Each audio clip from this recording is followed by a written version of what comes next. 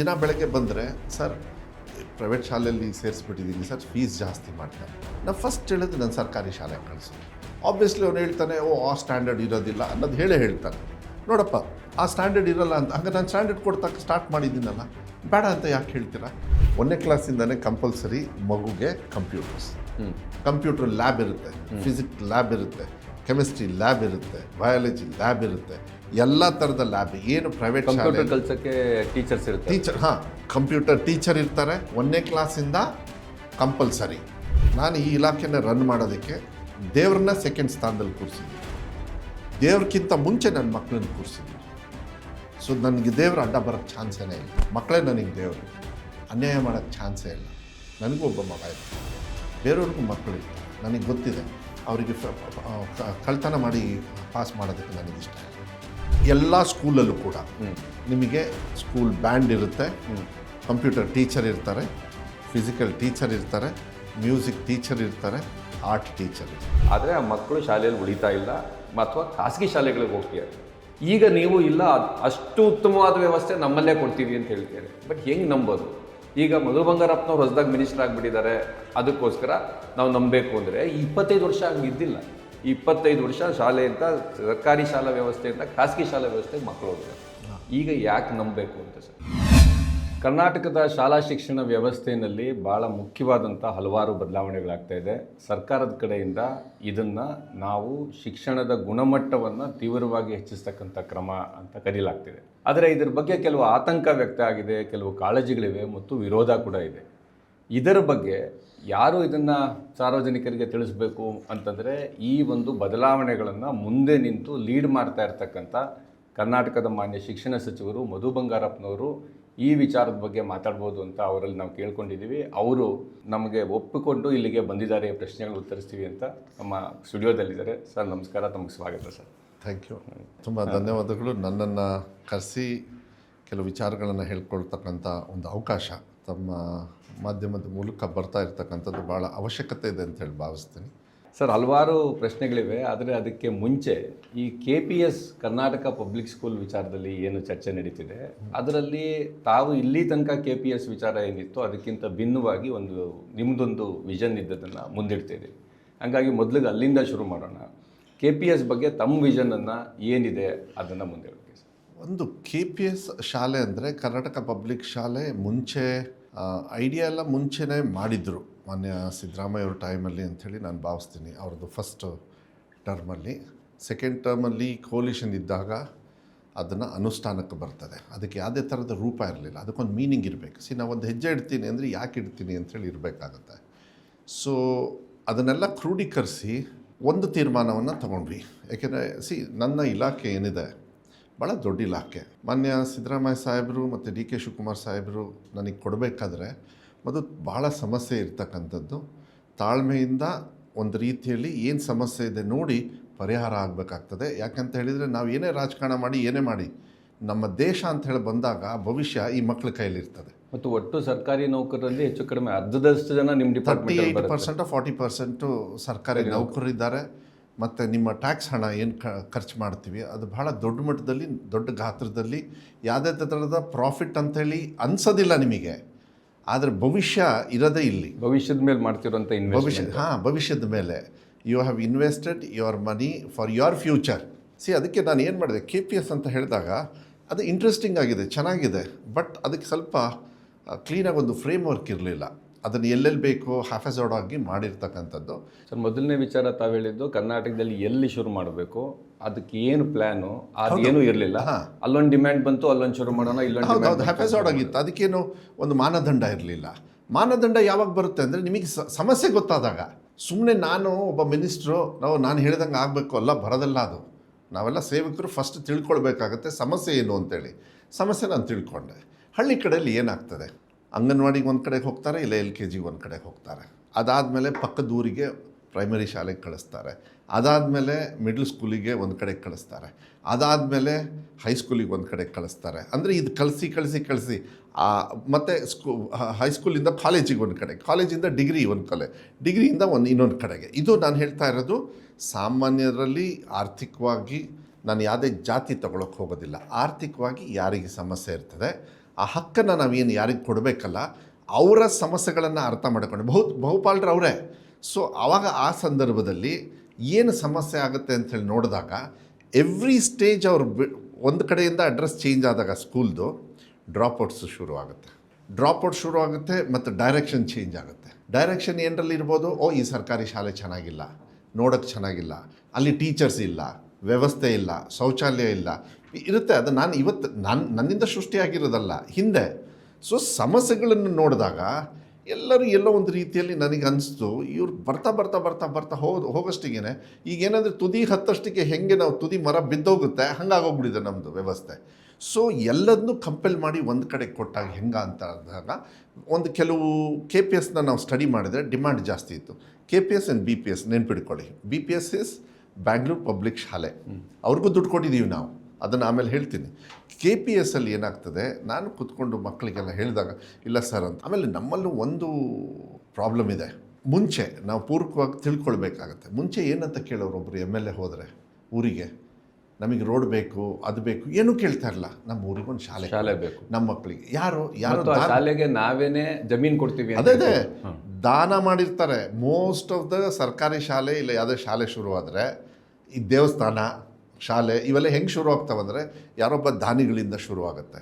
ಇದನ್ನೆಲ್ಲ ನೋಡಿದಾಗ ಯಾರು ಒಬ್ಬ ಇಂಟ್ರೆಸ್ಟಿಂಗಾಗಿ ಅವ್ನು ಕೊಟ್ಟಿರ್ತಾನೆ, ಆ ಭಾವನೆ ಆ ಊರಲ್ಲಿ ಹಾಗೆ ಉಳ್ಕೊಳ್ಳುತ್ತೆ.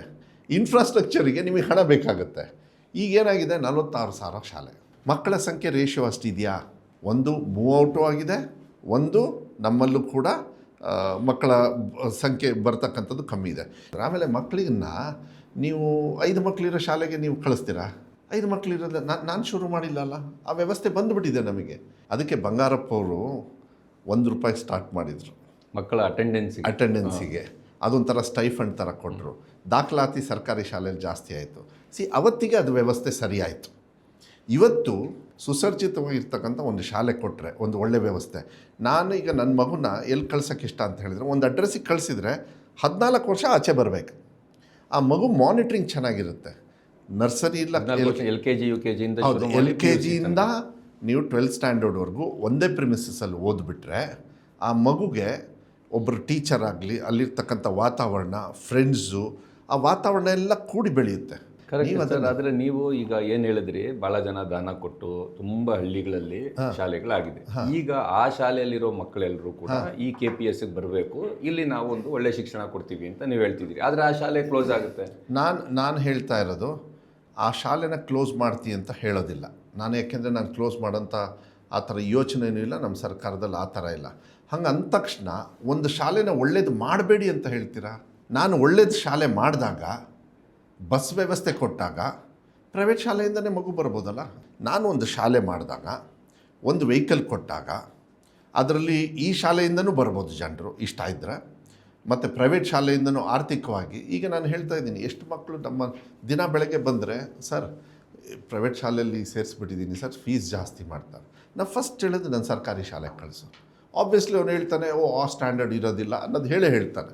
ನೋಡಪ್ಪ, ಆ ಸ್ಟ್ಯಾಂಡರ್ಡ್ ಇರೋಲ್ಲ ಅಂತ, ಹಂಗೆ ನಾನು ಸ್ಟ್ಯಾಂಡರ್ಡ್ ಕೊಡ್ತಕ್ಕ ಸ್ಟಾರ್ಟ್ ಮಾಡಿದ್ದೀನಲ್ಲ, ಬೇಡ ಅಂತ ಯಾಕೆ ಹೇಳ್ತೀರಾ? ಆಯಿತು, 46,000 ನಾನು KPS ಮಾಡ್ತೀನಿ ಅಂದ್ಕೊಳ್ಳೋಣ. But I have to start from one ತಾನೇ. ಅದನ್ನು ಮಾಡೋದಕ್ಕೆ ಬಂದಾಗ ನೀವು ಅದನ್ನು ಮರ್ಜ್ ಆಗಿಬಿಡುತ್ತೆ, ನೀವು ಕ್ಲೋಸ್ ಮಾಡ್ತೀರಾ. ಅದ್ರದ್ದು ನಾನು ಹೇಳೋದು ಕರೆಕ್ಟ್ ಸರ್. ಬಟ್ ಈ ಶಾಲೆಗೆ ನೀವು KPS ಅಂತ ಮಾಡಿದಾಗ LKG ಇಂದ PUC ತನಕ ನೀವು 50 ಮಕ್ಕಳು 100 ಮಕ್ಕಳನ್ನ ಕಲ್ಪನೆ ಇಟ್ಕೊಂಡು ದೊಡ್ಡ ಸಂಖ್ಯೆಯ ಮಕ್ಕಳು 1200. ಸೊ ಈ 1200 ಬರಬೇಕು ಅಂದರೆ ಒಂದು ಹಳ್ಳಿಯಿಂದ ಅಲ್ಲ, ಸುತ್ತಮುತ್ತ ಏರಿಯಾಯಿಂದ ಬರಬೇಕು. ಆ ಮಕ್ಕಳು ತಮ್ಮ ಊರಿಂದ ಇಲ್ಲಿಗೆ ಬರಬೇಕು ಅನ್ನೋ ಕಾರಣಕ್ಕೆ ಡ್ರಾಪ್ ಔಟ್ ಆಗಲ್ಲ. ನೀವು ಹೆಣ್ಮಕ್ಳ ಬಗ್ಗೆ ಹೇಳಿದ್ರಿ, ಹೆಣ್ಣು ಮಕ್ಕಳು ದೂರದ ಊರಿನ ಶಾಲೆಗೆ ಹೋಗೋದು, ನಮ್ಮ ಟಾರ್ಗೆಟ್ ಮಕ್ಕಳು ತಂದೆ ತಾಯಂದಿರು ಕಳಿಸದೆ ಡ್ರಾಪ್ ಔಟ್ ಆಗಲ್ವಾ? ನಾವು KPS ಶಾಲೆನ, ಕರ್ನಾಟಕ ಪಬ್ಲಿಕ್ ಶಾಲೆಗಳನ್ನು ಬರೀ ಗ್ರಾಮೀಣ ಭಾಗದಲ್ಲೇ ಮಾಡೋದು. ನೀವೊಂದು ವಿಷನ್ ಇಟ್ಕೊಳ್ಬೇಕಾಗತ್ತೆ. ಎಷ್ಟು ಗ್ರಾಮ ಪಂಚಾಯತಿಗಳಿದಾವೆ? 6,040 ಗ್ರಾಮ ಪಂಚಾಯತಿ ಇದೆ. 6,000 ಚಿಲ್ಡ್ರೆ ಗ್ರಾಮ ಪಂಚಾಯತಿಗೂ ಒಂದು ಗ್ರಾಮ ಪಂಚಾಯತಿಗೆ ಒಂದು KPS ಬಂದರೆ ಆವ್ರೇಜ್ ಆಫ್ 5 ಕಿಲೋಮೀಟರ್ಸ್ ಒಳಗೆ ಇರುತ್ತೆ. 5 ಕಿಲೋಮೀಟರ್ 2 ಹಳ್ಳಿ ಇರ್ಬೋದು ಅಥವಾ 10 ಹಳ್ಳಿ ಇರ್ಬೋದು. 10 ಇರ್ಬೋದು. ನಮ್ಮ ಭಾಗದಲ್ಲಿ 18 ಹಳ್ಳಿ ಇದೆ ಒಂದು ಗ್ರಾಮ ಪಂಚಾಯತಿಗೆ. ಬಿಕಾಸ್ ಅಲ್ಲಿ 16 ಮನೆ, 5 ಮನೆ, 10 ಮನೆ, ಅಲ್ಲಿಂದ ಹಿಡಿದು 200-300 ಮನೆಯೂ ಇದೆ. ಬಟ್ ಆ ಮಗುನ ತಂದೆ ತಾಯಿಯವರು ಸುರಕ್ಷಿತವಾಗಿ ಬಸ್ಸಲ್ಲಿ ಕರ್ಕೊಂಡೋಗಿ, ಫ್ರೀ ಬಸ್ಸಲ್ಲಿ ಕರ್ಕೊಂಡೋಗಿ ಎಜುಕೇಷನ್ ಕೊಟ್ಟು ಬರುತ್ತೆ ಅಂತ ಹೇಳಿದ್ರೆ, ನೀವು ಒಂದು ನಿಮಿಷ ಎಷ್ಟು ಜನರು ಆರ್ಥಿಕವಾಗಿ ಸಾಲ ಮಾಡಿ ಮಂಗಳೂರಿಗೆ ಕಳಿಸ್ತಾರೆ, ಬೆಂಗಳೂರಿಗೆ ಕಳಿಸ್ತಾರೆ, ಇಲ್ಲ ಡಿಸ್ಟ್ರಿಕ್ಟ್ ಹೆಡ್ ಕ್ವಾರ್ಟರ್ಸ್ಗೆ ಕಳಿಸ್ತಾರೆ, ಇಲ್ಲ ತಾಲೂಕು ಹೆಡ್ ಕ್ವಾರ್ಟರ್ಸ್ಗೆ ಕಳಿಸ್ತಾರೆ, ಇಲ್ಲ ಆ ವ್ಯವಸ್ಥೆಯಲ್ಲಿ ಇರ್ತಕ್ಕಂಥ ಒಂದು ಚಂದವಾಗಿ ಕಾಣಿಸ್ತಕ್ಕಂಥ ಒಂದು ಶಾಲೆನ. ಈಗ ನಾನು ನಿಮಗೆ ಒಂದು ಪ್ರಶ್ನೆಯನ್ನು ಕೇಳ್ತೀನಿ. ಸರ್ಕಾರಿ ಶಾಲೆ ಟೀಚರ್ಸ್, ಪ್ರೈವೇಟ್ ಶಾಲೆ teachers, they both are teachers. 100% open ಆಗಿ ನಾವು ಚರ್ಚೆ ಮಾಡೋಣ. 100% ಮೆರಿಟೆಡ್ ಯಾರಿದ್ರೊಳಗೆ? ಸರ್ಕಾರಿ ಶಾಲಾ ವ್ಯವಸ್ಥೆಯಲ್ಲಿ ಇರುವಂಥ. ನಾನು ಮಿನಿಸ್ಟರ್ ಆಗಿ ಇಲ್ಲ ಮಾನ್ಯ ಸಿದ್ದರಾಮಯ್ಯ ಸಾಹೇಬ್ರಾಗಲಿ, ಡಿ ಕೆ ಶಿವಕುಮಾರ್ ಸಾಹೇಬ್ರಾಗಲಿ, ನನ್ನ ನೆಂಟ ಬೀಗ, ನನ್ನ ಫಾಲೋವರು, ಅವ್ರ ಮಕ್ಕಳಿದ್ದಾರೆ, ನೀವು ಕೊಡ್ಸೋದಕ್ಕಾಗೋದಿಲ್ಲ. ಬರೀ ಟೀಚಿಂಗ್ ಕ್ವಾಲಿಫಿಕೇಷನ್ 100% ಇದ್ದವರು ಮೆರಿಟ್ ಮೇಲೆ ಬಂದು ಟೀಚಿಂಗ್. ಈ ಮಾಹಿತಿ ಹೋಗಬೇಕು ಮಕ್ಕಳಿಗೆ, ಯಾರಿಗೆ? ಪೇರೆಂಟ್ಸಿಗೆ. ಆ ಪೇರೆಂಟ್ಸಿಗೆ ಕಾನ್ಫಿಡೆನ್ಸ್ ಕೊಡಬೇಕಾಗುತ್ತೆ. ಕಾನ್ಫಿಡೆನ್ಸಲ್ಲಿ ಒಂದು ಅಡ್ರೆಸ್ಸಲ್ಲಿ ಒಂದು ಮಗು ನೀವು ಕಳಿಸ್ಬಿಟ್ರೆ, ಆಮೇಲೆ ಒಂದು ಮಗು ಹೈಸ್ಕೂಲಿಂದ ಮಿಡ್ಲ್ ಸ್ಕೂಲಿಂದ ಹೈಸ್ಕೂಲಿಂದ PUCಗೆ ಬಂದಾಗ ಆ ಮಗು ಎಲ್ಲೋ ಒಂದು ಹತ್ರ ಕಲಿಬೇಕಾದ್ರೆ ಸ್ವಲ್ಪ ವ್ಯತ್ಯಾಸಗಳಿದ್ದಾಗ ಟೀಚರ್ ಹೆಲ್ಪ್ ಮಾಡ್ಬೋದು. ಇವರು ದಡ್ರಿದ್ದಾರೆ, ಇವರು ಒಳ್ಳೆಯವರಿದ್ದಾರೆ, ಇವರು ಸ್ಪೋರ್ಟ್ಸಲ್ಲಿ ಚೆನ್ನಾಗಿದ್ದಾನೆ, ಇವನು ಈ ಇದ್ರೊಳಗೆ ಚೆನ್ನಾಗಿದ್ದಾನೆ ಅಂತ. ಆಮೇಲೆ KPS ಅಂದರೆ ಏನು? ಒಂದು ಮಗು ನೀವು ಪಾಠ ಹೇಳ್ಕೊಡಿ, ಪಾಠ ಕಲಿಯುತ್ತೆ. ಹಾಡು ಹೇಳ್ಕೊಡಿ, ಹಾಡು ಕಲಿಯುತ್ತೆ. ನೀವು ಮಗುಗೆ ರಾಗ ಬರಬೇಕಲ್ಲ, ರಾಗ ಆಟೋಮೆಟಿಕ್ ದೇವ್ರು ಕೊಟ್ಟಿದ್ದಾನೆ. ನಮ್ಮ ವ್ಯವಸ್ಥೆ ಹೆಂಗಾಗಿದೆ ಅಂದರೆ ನಾವು ಅವಕಾಶನೇ ಕೊಟ್ಟಿಲ್ಲ. ಆ ಮಗುಗೆ ಹಾಡು ಅಂತ ಹೇಳೇ ಇಲ್ಲ. ನೀವು ಆ ಮಗುಗೆ ಹಾಡು ಹೇಳ್ಕೊಟ್ಟಿಲ್ಲ ಅಂದರೆ ಹೆಂಗೆ ಹಾಡುತ್ತದು?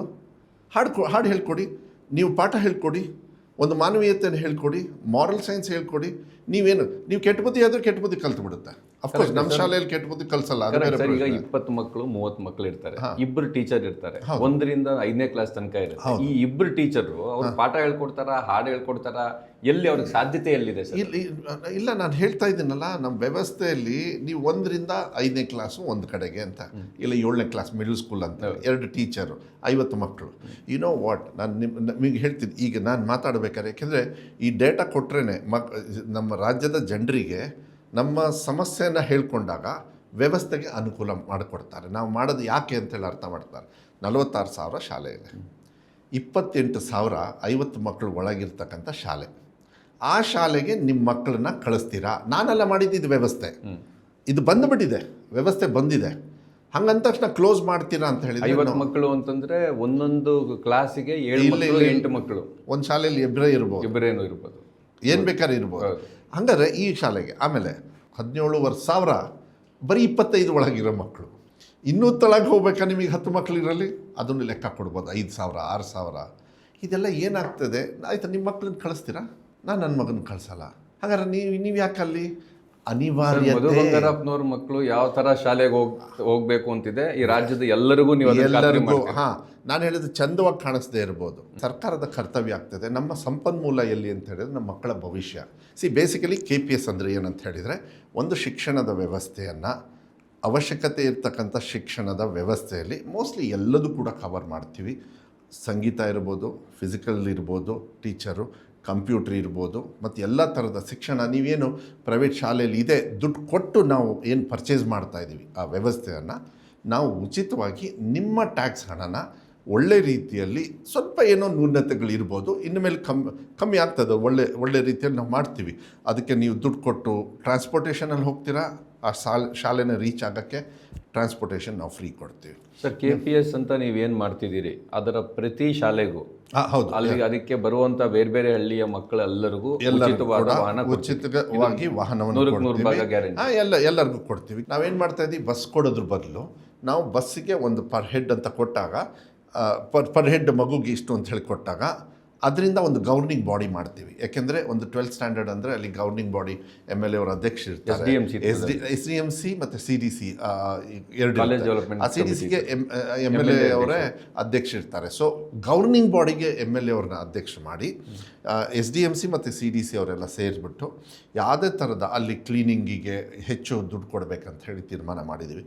ಎಲ್ಲ ಥರದ ವ್ಯವಸ್ಥೆಯಲ್ಲೂ ಕೊಟ್ಟಾಗ ಅದನ್ನು ಅವ್ರು ತೀರ್ಮಾನ ಮಾಡ್ತಾರೆ. ಆಮೇಲೆ we can create A job also. ಹಳ್ಳಿ ಕಡೆಯಲ್ಲಿ ಯಾರೋ ಒಂದು ಹುಡುಗಗೆ ಅವನಿಗೆ ಡ್ರೈವಿಂಗ್ ಗೊತ್ತು, ಅವನೊಂದು ಸಾಲ ಮಾಡಿಬಿಟ್ಟು ಒಂದು ಬಸ್ ತೊಗೊಂಡು, ನನಗೆ 3 ವರ್ಷ ಈ ಸ್ಕೂಲಲ್ಲಿ ಕಾಂಟ್ರಾಕ್ಟ್ ಸಿಕ್ತು, ನಾನು ಮಕ್ಕಳನ್ನು ಶಾಲೆಗೆ ಕರ್ಕೊಂಬರ್ತಕ್ಕಂಥ ಬೆಳಗ್ಗೆ ಮಧ್ಯಾಹ್ನ ಅವೆರಡು ಕೆಲಸ ಮುಗಿಸಿ ಮಧ್ಯಾಹ್ನ ಅವನು ಬೇರೆ ಕೆಲಸಕ್ಕೂ ಹೋಗ್ತಕ್ಕಂಥದ್ದು. ಯಾಕೆಂದರೆ ಜಾಬ್ ಆಪರ್ಚುನಿಟಿನೂ ನಾವು ನೋಡಬೇಕಾಗತ್ತೆ. ಹಂಗಂದ ತಕ್ಷಣ ಎಲ್ಲ ಕೊಡೋದು ಅಂಥೇಳಿ ಏನಿಲ್ಲ. ಆದರೆ ನಾನು ಇದನ್ನು ಮರ್ಜ್ ಅಂತ ಹೇಳೋದಿಲ್ಲ ನಾನು. ಯಾಕೆಂದರೆ ನೀವು ಹೇಳಿದ್ದು ಕರೆಕ್ಟು. KPSಗೆ ಮಕ್ಕಳು ಎಲ್ಲಿಂದ ಬರ್ತಾರೆ ಅಂತ. ಮಕ್ಕಳು ಸರ್ಕಾರಿ ಶಾಲೆಯಿಂದ ಸರ್ಕಾರಿ ಶಾಲೆಗೆ ಬರ್ಬೋದು, ಒಳ್ಳೆಯ ವ್ಯವಸ್ಥೆಗೆ ಪ್ರೈವೇಟ್ ಶಾಲೆಯಿಂದ ಆರ್ಥಿಕವಾಗಿ ಏನು ನಮ್ಮ ಅವ್ಯವಸ್ಥೆಯಲ್ಲಿ ನಾವು ಒಳ್ಳೆ ಶಾಲೆ ಕೊಡೋಕ್ಕಾಗಲಿಲ್ಲ, ಅದಕ್ಕೋಸ್ಕರನೇ ಯಾರು ಹೊರಗಡೆ ಹೋಗಿದ್ರು ಅವ್ರಿಗೆ ಆರ್ಥಿಕ ಹೊರೆ ಆಗೋದು ಬೇಡ, ನೀವು ಬನ್ನಿ ಒಳ್ಳೆ ಶಿಕ್ಷಣವನ್ನು ಇಲ್ಲೇ ನಾವು ಕೊಡ್ತೀವಿ ಅಂಥೇಳಿ ಕೊಡ್ತಕ್ಕಂಥದ್ದು ವ್ಯವಸ್ಥೆಯನ್ನು ನಾವು ಮಾಡಬೇಕು. ಆಮೇಲೆ ಇನ್ನೊಂದು ವಿಚಾರ, ಮಕ್ಕಳು ಈಗ ಮಂಗಳೂರು, ಯಾಕೆ ಮಕ್ಕಳು ಕಲ್ಯಾಣ ಕರ್ನಾಟಕ ಭಾಗದಲ್ಲಿ ತುಂಬ ಜನರು ಮಂಗಳೂರಿಗೆ ಹೋಗ್ತಾರೆ? ಯಾಕೆಂದರೆ ಆ ಭಾಗದಲ್ಲಿ ನಮ್ಮ ವ್ಯವಸ್ಥೆ ಇಲ್ಲ. ಯಾಕೆ ನಮ್ಮ ವ್ಯವಸ್ಥೆ ಹೋಗಿದೆ? ಟೀಚರ್ಸ್ ರಿಕ್ರೂಟ್ಮೆಂಟ್ ಇಲ್ಲ, ಇನ್ಫ್ರಾಸ್ಟ್ರಕ್ಚರ್ ಇಲ್ಲ, ಟಾಯ್ಲೆಟ್ ಇಲ್ಲ, LKG UKG ಇರಲಿಲ್ಲ. ಆದರೆ ಎಲ್ಲ ಜನಪ್ರತಿನಿಧಿಗಳು ಸರ್ವಮತದಿಂದ ವಿರೋಧ ಪಕ್ಷದವರು ಎಲ್ಲಿ ವಿಧಾನಸೌಧದ ಒಳಗೆ ಮೇಲ್ಮನೆ ತಳಮನೆಯಲ್ಲಿ ಇಬ್ಬರು ಕಡೆನೂ ಮದುವರೆ ಯಾವುದೇ 25-50 ಮಕ್ಕಳಿದೆ ಎಲ್ಲದ್ದು ಕ್ಲೋಸ್ ಮಾಡಿ KPSನ ಮಾಡಿ ಅಂತ ಹೇಳಿದರೂ ಕೂಡ ನಾನು ಎದ್ದುಬಿಟ್ಟು ಧೈರ್ಯವಾಗಿ ಒಂದು ಮಗು ಇದ್ದರೇನೋ ಒಬ್ಬರು ಟೀಚರ್ ಇರ್ತಾರೆ, ಒಂದು ಬಿಲ್ಡಿಂಗ್ ಇರ್ತದೆ, ಮಿಡ್ ಡೇ ಮೀಲ್ ಇರ್ತದೆ, ಎಲ್ಲ ವ್ಯವಸ್ಥೆನೂ ಕೊಡ್ತೀನಿ ಸರ್. ಅಂದರೆ ನಾನು ಸ್ವಂತ ನೀವೇನು KPS ಮಾಡ್ತೀರಿ, ಆ KPSಗೆ ಅಕ್ಕಪಕ್ಕದ ಶಾಲೆಗಳು ಸರ್ಕಾರಿ ಶಾಲೆಯಿಂದನೂ ಬರ್ಬೋದು, ನೀವು ಹೇಳ್ದಂಗೆ ಖಾಸಗಿ ಶಾಲೆ ಬರ್ತಾರೆ, ಅದನ್ನ ಅವ್ರನ್ನೆಲ್ಲ ಈ ಶಾಲೆಗೆ ತೆಗೆದುಕೊಳ್ತೀರಿ. ಆದ್ರೆ ಆ ಹಳೆ ಶಾಲೆಯಲ್ಲಿ ಒಂದ್ ವೇಳೆ ಒಂದು ಮಗು ಉಳಿದಿದ್ರು ಕೂಡ ನೀವು ಆ ಮಗುವಿಗೆ ಟೀಚರ್ನು ಮತ್ತು ಬಿಸಿ ಊಟನ ಕೊಡ್ತೀವಿ. ಬಿಸಿ ಊಟನ ಏನು ವ್ಯವಸ್ಥೆ ಇರುತ್ತೆ ಸರ್ಕಾರದೊಳಗೆ ಎಲ್ಲ ವ್ಯವಸ್ಥೆನೂ ಎಲ್ಲ ಮಾಡಿಸ್ತೀವಿ. ಆದ್ರೆ ನಿಮ್ಮ ಮನಸ್ಸಲ್ಲಿ ಏನಿದೆ, ಇಲ್ಲ ಎಲ್ಲ ಮಕ್ಕಳು KPSಗೆ ಬರಲಿ ಮತ್ತು ಇಲ್ಲಿ ನಾವು LKG ಇಂದ PUC ತನಕ ಒಳ್ಳೆ ಶಿಕ್ಷಣ ಕೊಡ್ತೀವಿ ಅನ್ನೋದು ನಿಮ್ಮ ಮನಸ್ಸಲ್ಲಿ ಇದೆ. ಹೌದು. ಆದ್ರೆ ಒಂದು ವೇಳೆ ಯಾರಾದ್ರೂ ಅಲ್ಲೇ ಉಳಿಲಿಕ್ಕೆ ಬಯಸಿದ್ರೆ ನೀವು ಅವ್ರಿಗೆ ಬಿಟ್ಟು, ಯಾಕೆಂದ್ರೆ ಅದು SDMC ಅವ್ರು ಇರ್ತಾರೆ. ಏನಾಗಿದೆ, ನಾನು ಈ KPS ಎಲ್ಲ ಇದು ಮಾಡಿದ್ಮೇಲೆ ಎಷ್ಟೊಂದು ಕಡೆಗೆ ನಾನು ಟೂರ್ ಹೋಗ್ತೀನಿ ತುಂಬ, ಯಾಕೆ ನನ್ನ ಇಲಾಖೆ ಭಾಳ ದೊಡ್ಡ ಇಲಾಖೆ. ಅವರೇ ಬಂದು ಹೇಳ್ತಾ ಇದ್ದಾರೆ, ಸರ್ ನಾವು ಇದೆಲ್ಲದು ಸ್ಕೂಲ್ ಸೇರಿಸಿ ಒಂದು KPS ಮಾಡಿಕೊಡಿ ಸರ್, ನೀವು ಯಾವುದಾದ್ರೂ ಅಷ್ಟೇ, ಎಲ್ಲಿ ಜಾಗ ಜಾಸ್ತಿ ಇದೆ ನಿಮ್ಮ ವ್ಯವಸ್ಥೆ ಯಾವುದಿದೆ ನೀವು ಮಾಡಿ ಅಂತ ಆತನೂ ಅರ್ಜಿ ಕೊಟ್ಟಿದ್ದಾರೆ. ಅಂದರೆ ನಮ್ಮೂರಿಗೆ ಕೊಡಿ ಅಂತನೂ ಅಲ್ಲ, ಇಲ್ಲ ಕೆಲವರು ನಮ್ಮೂರಿಗೆ ಅಂತ ಕೊಡಿ ಅಂತ ಹೇಳಿ ಬೇರೆ ಶಾಲೆಗಳನ್ನೆಲ್ಲ ಸೇರಿಸಿ ಹೇಳಿದ್ದಾರೆ. ಅದಕ್ಕೆ ನಾನು ಒಂದೇ ಹೇಳೋದು, ಈ ಟೀಕಾ ಟಿಪ್ಪಣಿಗಳನ್ನು ಸೈಡಿಗೆ ಇಟ್ಬಿಡೋಣ. ಯಾಕೆಂದರೆ ಇಟ್ ಈಸ್ ಅವರ್ ರೆಸ್ಪಾನ್ಸಿಬಿಲಿಟಿ. ಒಳ್ಳೆ ಎಜುಕೇಷನ್ ಕೊಡಬೇಕು. ಅದು ಹೆಂಗೆ ಸಿಗುತ್ತೆ ಅಂತೇಳಿ ಸರ್ಕಾರದ ಕರ್ತವ್ಯ ಫ್ರೀ ಎಜುಕೇಷನ್ ಕೊಡಬೇಕು. ರೈಟ್ ಟು ಎಜುಕೇಷನ್ ಆ್ಯಕ್ಟ್ ತಂದವರು ಯಾರು? ಮನಮೋಹನ್ ಸಿಂಗ್ ಅವರು, ಕಾಂಗ್ರೆಸ್ ಪಕ್ಷದವರು. Right to food security act ತಂದವರು ಯಾರು? ಕಾಂಗ್ರೆಸ್ ಪಕ್ಷ, ಮನಮೋಹನ್ ಸಿಂಗ್ ಅವರಿದ್ದಾಗ ಈ ಆ್ಯಕ್ಟ್ ಎಲ್ಲ ಬಂದಿದ್ದರು. ಇವೆರಡೂ ಕೂಡ ಕ್ರೋಢೀಕರಿಸಿ ಮಿಡ್ ಡೇ ಮೀಲಲ್ಲಿ ನಾವು ಮೊಟ್ಟೆ ಕೊಡ್ತೀವಿ. ಆಯಿತು. ಅಜೀಂ ಪ್ರೇಮ್ಜಿ ಅವರು ಈಗ 1591 ಕೋಟಿ ನಿಮ್ಮ ಟ್ಯಾಕ್ಸ್ ಹಣ ಅಲ್ಲ, ಅದು ನಮ್ಮ ಟ್ಯಾಕ್ಸ್ ಹಣ ಅಲ್ಲ. ನಾನು ಸಂಬಳದಲ್ಲಿ ಏನು ನಾನು ಬದುಕ್ತಾ ಇದ್ದೀನಿ ನಿಮ್ಮ ಸಂಬಳದಲ್ಲಿ ಅದಲ್ಲ, ಅವರು ದುಡ್ದು ಕಷ್ಟಪಟ್ಟು ಬೆವರು ಸುರಿಸಿ ದಾನ ಮಾಡ್ತಕ್ಕಂಥಕ್ಕೆ ಇಟ್ಟಿರ್ತಕ್ಕಂಥ ಹಣನ ಪೌಷ್ಟಿಕತೆಗೆ ಕೊಡ್ತಾರೆ ಅಂತ ಹೇಳಿದರೆ, ನಾನು ಬಂದು ಒಂದು ಕಾಲು ವರ್ಷಕ್ಕೆ ಐ ಥಿಂಕ್ ಕನ್ನಡಪ್ರಭನೋ ಇಂಡಿಯನ್ ಎಕ್ಸ್ಪ್ರೆಸ್ಸೋ ಯಾವುದೋ ಒಂದು ಗೊತ್ತಿಲ್ಲ, ಯಾವುದೋ ಒಂದು ಮಾಧ್ಯಮದಲ್ಲಿ 0.15% nutrition level has gone up ಅಂದರು.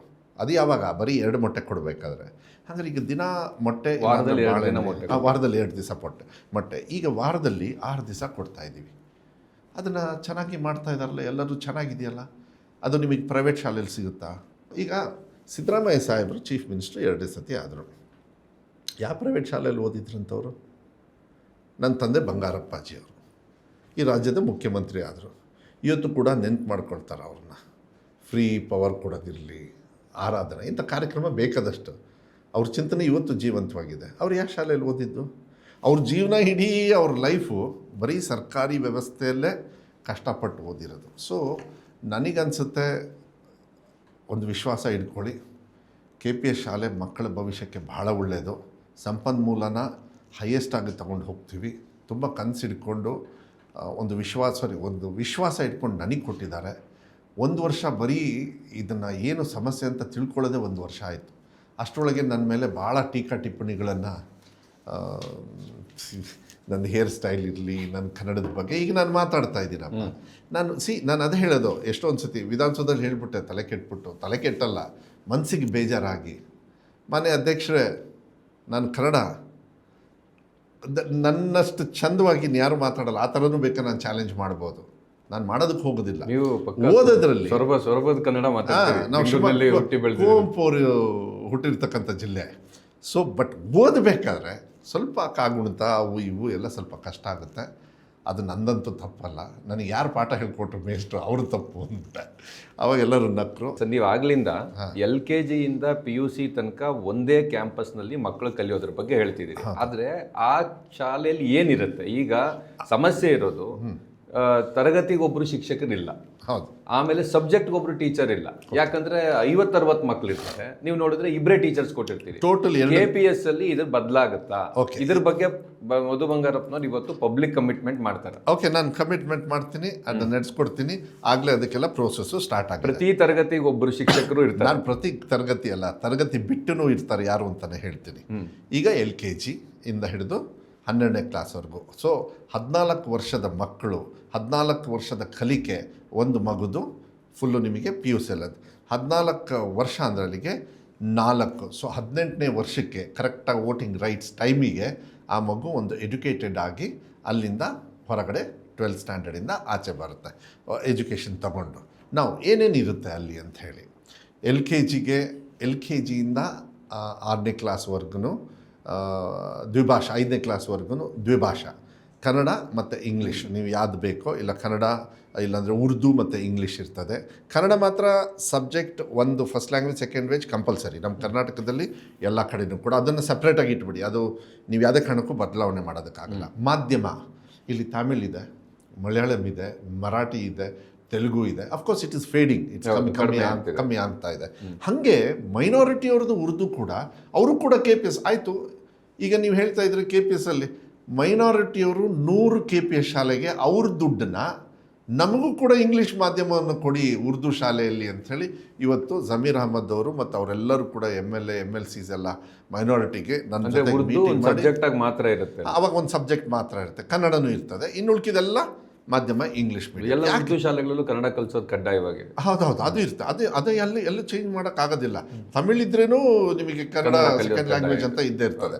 ಆದರೆ ಈ ಏನು ನಾವು KPS ಅಲ್ಲಿದೆ 14 ವರ್ಷ 14 ಕ್ಲಾಸಿಗೂ ಟೀಚರ್ಸ್ ಕಂಪಲ್ಸರಿ. ಓಕೆನಾ? ದ್ವಿಭಾಷಾ, ನಿಮ್ಮ ಪಠ್ಯಪುಸ್ತಕ ಏನಿದೆ ಅದು ಕೂಡ ದ್ವಿಭಾಷಾ. 6th ಸ್ಟ್ಯಾಂಡರ್ಡಲ್ಲಿ ನೀವು ತಂದೆ ತಾಯಿಯವರು, ಮಗು ಮತ್ತು ಟೀಚರು. ಈಗ ನನಗೆ ಏನೋ ಇಂಗ್ಲೀಷಲ್ಲಿ ನಾನು ಸರಿ ಆಗಲಿಲ್ಲ, ನನಗೆ ಇಲ್ಲ ನನ್ನ ಮಾಧ್ಯಮದಲ್ಲಿ ಯಾವುದೋ ಒಂದು ಆಗಲಿಲ್ಲ, ನನಗೆ ಕೊರತೆ ಇದೆ. ಹಿ ಕ್ಯಾನ್ ಕಂಟಿನ್ಯೂ, ಯಾವ್ದು ಕಂಫರ್ಟ್ ಇದೆ ಅದು ಆ ವ್ಯವಸ್ಥೆ ಶಾಲೆಯಲ್ಲಿ ಇದೆ. ಇಂಗ್ಲೀಷ್ ಮೀಡಿಯಂ ಇದೆ. ಬಟ್ ನಿಮಗೆ ಗೊತ್ತು ಚೆನ್ನಾಗಿ ಇವತ್ತು ಮಕ್ಕಳನ್ನ ಯಾವ ಮಾಧ್ಯಮಕ್ಕೆ ಕಳಿಸ್ತಾರೆ ಅಂತ ಹೇಳಿ ಗೊತ್ತಿರೋದ್ರಿಂದ ನಾನು ಅದನ್ನ ಚರ್ಚೆ ಮಾಡಿ ಮತ್ತೆ ಅದನ್ನ ಬಿಂಬಿಸೋದಕ್ಕೆ ಹೋಗೋದಿಲ್ಲ. ಅವ್ರ ಚಾಯ್ಸ್ ಇರ್ತದೆ. ಪ್ಲಸ್ ಇವತ್ತು ಏನು ಆಧುನಿಕ ಎಲ್ಲ ತಂತ್ರಜ್ಞಾನ AI ಎಲ್ಲ ಮಾತಾಡ್ತೀವಿ. 1ನೇ ಕ್ಲಾಸಿಂದನೇ ಕಂಪಲ್ಸರಿ ಮಗುಗೆ ಕಂಪ್ಯೂಟರ್ ಲ್ಯಾಬ್ ಇರುತ್ತೆ, ಫಿಸಿಕ್ಸ್ ಲ್ಯಾಬ್ ಇರುತ್ತೆ, ಕೆಮಿಸ್ಟ್ರಿ ಲ್ಯಾಬ್ ಇರುತ್ತೆ, ಬಯಾಲಜಿ ಲ್ಯಾಬ್ ಇರುತ್ತೆ, ಎಲ್ಲ ಥರದ ಲ್ಯಾಬ್. ಏನು ಪ್ರೈವೇಟ್ ಶಾಲೆ ಕಲಿಸೋಕ್ಕೆ ಟೀಚರ್ಸ್ ಇರ್ತಾರೆ, ಕಂಪ್ಯೂಟರ್ ಟೀಚರ್ ಇರ್ತಾರೆ. ಅದಕ್ಕೂ ಬರ್ತೀನಿ. ಕಂಪ್ಯೂಟರ್ ಕಂಪಲ್ಸರಿ ಕಲೀಲೇಬೇಕು ಮಗು. 1ನೇ ಕ್ಲಾಸಿಂದ ಕಂಪಲ್ಸರಿ, 6ನೇ ಕ್ಲಾಸಿಂದ ಕೌಶಲ್ಯಾಭಿವೃದ್ಧಿ ಇವಾಗೆಲ್ಲ ಭಾಳ ಲೇಟೆಸ್ಟ್. ನೀವು ಸಾರ್ವಜನಿಕವಾಗಿ ಹೇಳ್ತಾ ಇದ್ದೀರಾ, ನೀವು ಶುರು ಮಾಡ್ತಾ ಇರುವಂಥ KPS ಕಾಲೇಜಲ್ಲಿ 1ನೇ ಕ್ಲಾಸಿಂದ ಕಂಪ್ಯೂಟರ್ 1ನೇ ಕ್ಲಾಸಿಂದ LKG UKG ಬರ್ತಾರೆ. 1ನೇ ಕ್ಲಾಸಿಂದ ಕಂಪಲ್ಸರಿ ಕಂಪಲ್ಸರಿ, ಅದು ಬದಲಾವಣೆ ಆಗೋದು ಚಾನ್ಸ್ ಇಲ್ಲ. ಅದಕ್ಕೆ ಇನ್ಫ್ರಾಸ್ಟ್ರಕ್ಚರಿಗೆ ಆಗಲೇ ಹಣನೂ ಕೂಡ ಇದೆ. ಕಂಪ್ಯೂಟರ್ ಲ್ಯಾಬ್ ಒಂದಿರುತ್ತೆ ಮತ್ತು ಕಂಪ್ಯೂಟರ್ಸ್ ಇರ್ತವೆ. ಎಲ್ಲ ಕ್ಲಾಸಲ್ಲೂ ಸ್ಮಾರ್ಟ್ ಕ್ಲಾಸ್ ಕಂಪಲ್ಸರಿ. ನೀವೇನು ಸ್ಮಾರ್ಟ್ ಕ್ಲಾಸ್ ಅಂತ ಹೇಳ್ತಾರೆ, ಬೋರ್ಡ್ ಇರುತ್ತೆ, ಸ್ಮಾರ್ಟ್ ಕ್ಲಾಸ್ ಇರುತ್ತೆ, online classes compulsory, interactive panels ಕೂಡ ಇರುತ್ತೆ. ಕಂಪ್ಯೂಟರು ಸ್ಕ್ರೀನ್ ಇರ್ತಕ್ಕಂಥ ಇಂಟರಾಕ್ಟಿವ್. ಸೊ ಚೀಫ್ ಮಿನಿಸ್ಟ್ರು ಅವ್ರ ಮನೆಯಿಂದ ಬೇಕಾದ್ರೆ ಒಂದು ದಿವಸ ಕ್ಲಾಸ್ ತಗೋಬೋದು. ಇಡೀ ರಾಜ್ಯದಲ್ಲಿರ್ತಕ್ಕಂಥ 1ನೇ ಕ್ಲಾಸ್ ಬೇಕಾ, ಎಲ್ಲ ಕ್ಲಾಸು ಬೇಕಾ, ನಿಮಗೆ ಯಾವ್ದು ಬೇಕೋ ಎಲ್ಲದೂ ತೊಗೋಬೋದು. ಅಂದರೆ ಇಂಟ್ರಾಕ್ಟಿವ್. ಎಲ್ಲ ಸ್ಕೂಲಲ್ಲೂ ಕೂಡ ನಿಮಗೆ ಸ್ಕೂಲ್ ಬ್ಯಾಂಡ್ ಇರುತ್ತೆ, ಕಂಪ್ಯೂಟರ್ ಟೀಚರ್ ಇರ್ತಾರೆ, ಫಿಸಿಕಲ್ ಟೀಚರ್ ಇರ್ತಾರೆ, ಮ್ಯೂಸಿಕ್ ಟೀಚರ್ ಇರ್ತಾರೆ, ಆರ್ಟ್ ಟೀಚರ್ ಇರ್ತಾರೆ. ಸೊ ಇವರೆಲ್ಲರೂ ಎಲ್ಲಿರ್ತಾರೆ? ಪ್ರೈವೇಟ್ ಶಾಲೆಯಲ್ಲಿ ಇರ್ತಾರೆ ಅನ್ನೋ ಭಾವನೆ ಇದೆ. ಕೆಲವು ಕಡೆಗೆ ನಾವು ಹಿಂದೆ ಓದ್ತಿದ್ದಾಗ 30-40 ವರ್ಷಗಳ ಕೆಳಗಡೆ ನಮ್ಮ ಶಾಲೆಗಳಲ್ಲಿ ಸರ್ಕಾರಿ ಶಾಲೆಯಲ್ಲೂ ಇತ್ತು, ಆದರೆ ಈಗ ಇದ್ದಿಲ್ಲ. ಈ 25-30 ವರ್ಷದಲ್ಲಿ ಸರ್ಕಾರಿ ಶಾಲೆಯಲ್ಲಿ ಇದೇನೂ ಇದ್ದಿಲ್ಲ. ಇನ್ಫ್ಯಾಕ್ಟ್ ಒಂದೊಂದು ಕ್ಲಾಸ್ಗೆ ಒಬ್ಬೊಬ್ಬರು ಟೀಚರೇ ಇರಲಿಲ್ಲ. 5 ಕ್ಲಾಸ್ಗೆ ಒಬ್ಬರು ಟೀಚರು, 6-7 ಕ್ಲಾಸ್ ಇರುತ್ತೆ, 2 ಟೀಚರ್ ಇರ್ತಾರೆ. ಸೊ ನೀವು ಹೇಳ್ತಿದ್ದೀರಿ ಇಲ್ಲ, ಪ್ರತಿಯೊಂದು ಕ್ಲಾಸ್ಗೂ ಟೀಚರ್ ಇರ್ತಾರೆ ಮತ್ತು ಅಡಿಷನಲ್ ಆಗಿ ಟೀಚರ್ಸ್ ಇರ್ತಾರೆ, ಫಿಸಿಕಲ್ ಎಜುಕೇಶನ್ ಟೀಚರ್ ಇರ್ತಾರೆ. ಈ ಫಿಸಿಕಲ್ ಎಜುಕೇಶನ್ ಟೀಚರ್ಸ್ ಇಲ್ವಲ್ಲ ಸರ್? ರಿಕ್ರೂಟ್ಮೆಂಟ್ ಬರೀ ನಾವು ರಿಕ್ರೂಟ್ಮೆಂಟ್ ಇವಾಗ ನಾವು ಮಾಡ್ತಾ ಇದ್ದೀವಿ.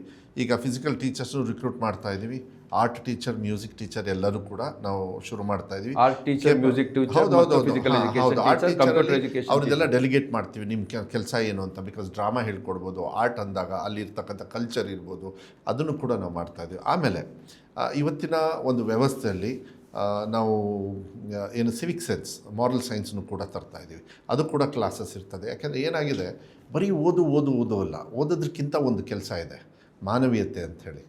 ಈ ಕುವೆಂಪು ಅವ್ರು ಹೇಳ್ತಾರೆ, ಸಿದ್ದರಾಮಯ್ಯ ಸಾಹೇಬ್ರು ಎಲ್ಲಿ ಹೋದ್ರೂ ಕೂಡ ನಾವೆಲ್ಲ ಹುಟ್ಟಬೇಕಾದ್ರೆ ವಿಶ್ವ ಮಾನವಗಳು, ಬೆಳೀತಾ ಅಲ್ಪಮಾನವಗಳು. ಯಾಕೆಂದರೆ ನಮ್ಮ ವ್ಯವಸ್ಥೆ ಹಾಗಾಗಿದೆ. ಆದರೆ ನಾನು ಅಲ್ಪಮಾನವ ವಿಶ್ವಮಾನವ ಬಿಟ್ಟುಬಿಡ್ತೀನಿ, ಆದರೆ ಮಾನವ ಆಗಬೇಕು. ಮಕ್ಕಳನ್ನ ಮನುಷ್ಯತ್ವನ, ವ್ಯಾಲ್ಯೂಸ್ನ ಕೊಡಬೇಕಾಗ್ತದೆ. ತಂದೆ ತಾಯಿಯವ್ರಿಗೆ ಗೌರವನ ಕೊಡ್ತಕ್ಕಂಥದ್ದು ಯಾವ ರೀತಿ, ಎಷ್ಟೊಂದು ಕಡೆಗೆ ನಾವು ಹೆತ್ತು ತಂದೆ ತಾಯಿಯವ್ರಿಗೆ ಗೌರವ ಕೊಡೋಲ್ಲ, ಟೀಚರ್ಸಿಗೆ ಕೊಡೋದಿಲ್ಲ. ಮಾನವೀಯತೆ ಬಂದಾಗ ಆಟೋಮೆಟಿಕಲಿ ನನಗನ್ಸುತ್ತೆ ಎಜುಕೇಷನು ಇದೆಲ್ಲ ಅವಶ್ಯಕತೆ ಕಾಣಿಸುತ್ತೆ. ನಾನು ಈ ಮಾನವೀಯತೆ ಇಲ್ಲ ಅನ್ನೋದೇ ಮಕ್ಕಳನ್ನ ಅತ್ಯುತ್ತಮ ಮನುಷ್ಯರನ್ನಾಗಿಸೋದು ಅನ್ನುವಂಥದ್ದು ಕೂಡ ಮಾತಿದೆ ಅಲ್ಲ. ಹೌದು, ಬಟ್ ಮನುಷ್ಯತ್ವ ಇದ್ರೇ ನೀವು ಎಜುಕೇಷನ್ ಮಾಡ್ಬೋದು. ಎಡ್ಯುಕೇಷನ್ ಮಾಡಿ ಮನುಷ್ಯತ್ವನ ಪರ್ಚೇಸ್ ಮಾಡೋದಕ್ಕಾಗೋದಿಲ್ಲ, ಅರ್ನು ಮಾಡೋದಕ್ಕಾಗೋದಿಲ್ಲ. ಮನುಷ್ಯತ್ವ ಅನ್ನೋದು ನಾವು ಹುಟ್ಟಿದಾಗಲೇ ಬಂದುಬಿಡುತ್ತಾ ಇದು. ನಮ್ಮದೆಲ್ಲ ಏನು ಗೊತ್ತಾ, ನಮ್ಮ ದೇಶ ಫೆಡ್ರಲ್ ಸಿಸ್ಟಮಲ್ಲಿ ಭಾಷೆಯಲ್ಲಿ ನಮ್ಮ ಪ್ರಾಂತ್ಯವನ್ನು ಮಾಡ್ಕೊಂಡಿದ್ದೀವಿ ನಾವು. ಜಾತಿ ಧರ್ಮ ಎಲ್ಲ ಕೂಡ ಎಲ್ಲ ಕಡೆಯೂ ಇದ್ದು ಪ್ರೀತಿ ವಿಶ್ವಾಸದಿಂದ ಇರ್ತಕ್ಕಂಥದ್ದು. ಬಟ್ ಹೇಟ್ರೆಡನ್ನು ನಾವು ಕ್ರಿಯೇಟ್ ಮಾಡ್ಕೊಂಡಿದ್ದೀವಿ. ಅದು ಅಳಿಸ್ಬೇಕು ಅಂತ ಹೇಳಿದರೆ ಅದು ಎಜುಕೇಷನಿಂದ ಸಾಧ್ಯ. ಸರ್, ಇದೆಲ್ಲ ನೀವು ಹೇಳ್ತಿರೋದು KPS ಶಾಲೆಯನ್ನು ಕರ್ನಾಟಕದ ಇವತ್ತಿರುವಂಥ ಅತ್ಯುತ್ತಮವಾದಂಥ ಖಾಸಗಿ ಶಾಲಾ ವ್ಯವಸ್ಥೆಗಿಂತ ಚೆನ್ನಾಗಿ ಮಾಡುವ, ಅಥವಾ ಆ ರೀತಿಯಲ್ಲಿ ಮಾಡಿ ಅದ್ರ ಜೊತೆಗೆ ಒಂದು ಮಾನವೀಯತೆಯನ್ನು ಕೂಡ ಕಲಿಸುವಂಥದ್ರ ಬಗ್ಗೆ ನೀವು ಹೇಳ್ತಿದ್ದೀರಿ. ಕೇಳೋದಕ್ಕೆ ಭಾಳ ಚೆನ್ನಾಗಿದೆ ಅನ್ನಿಸ್ತಾ ಇದೆ ಸರ್.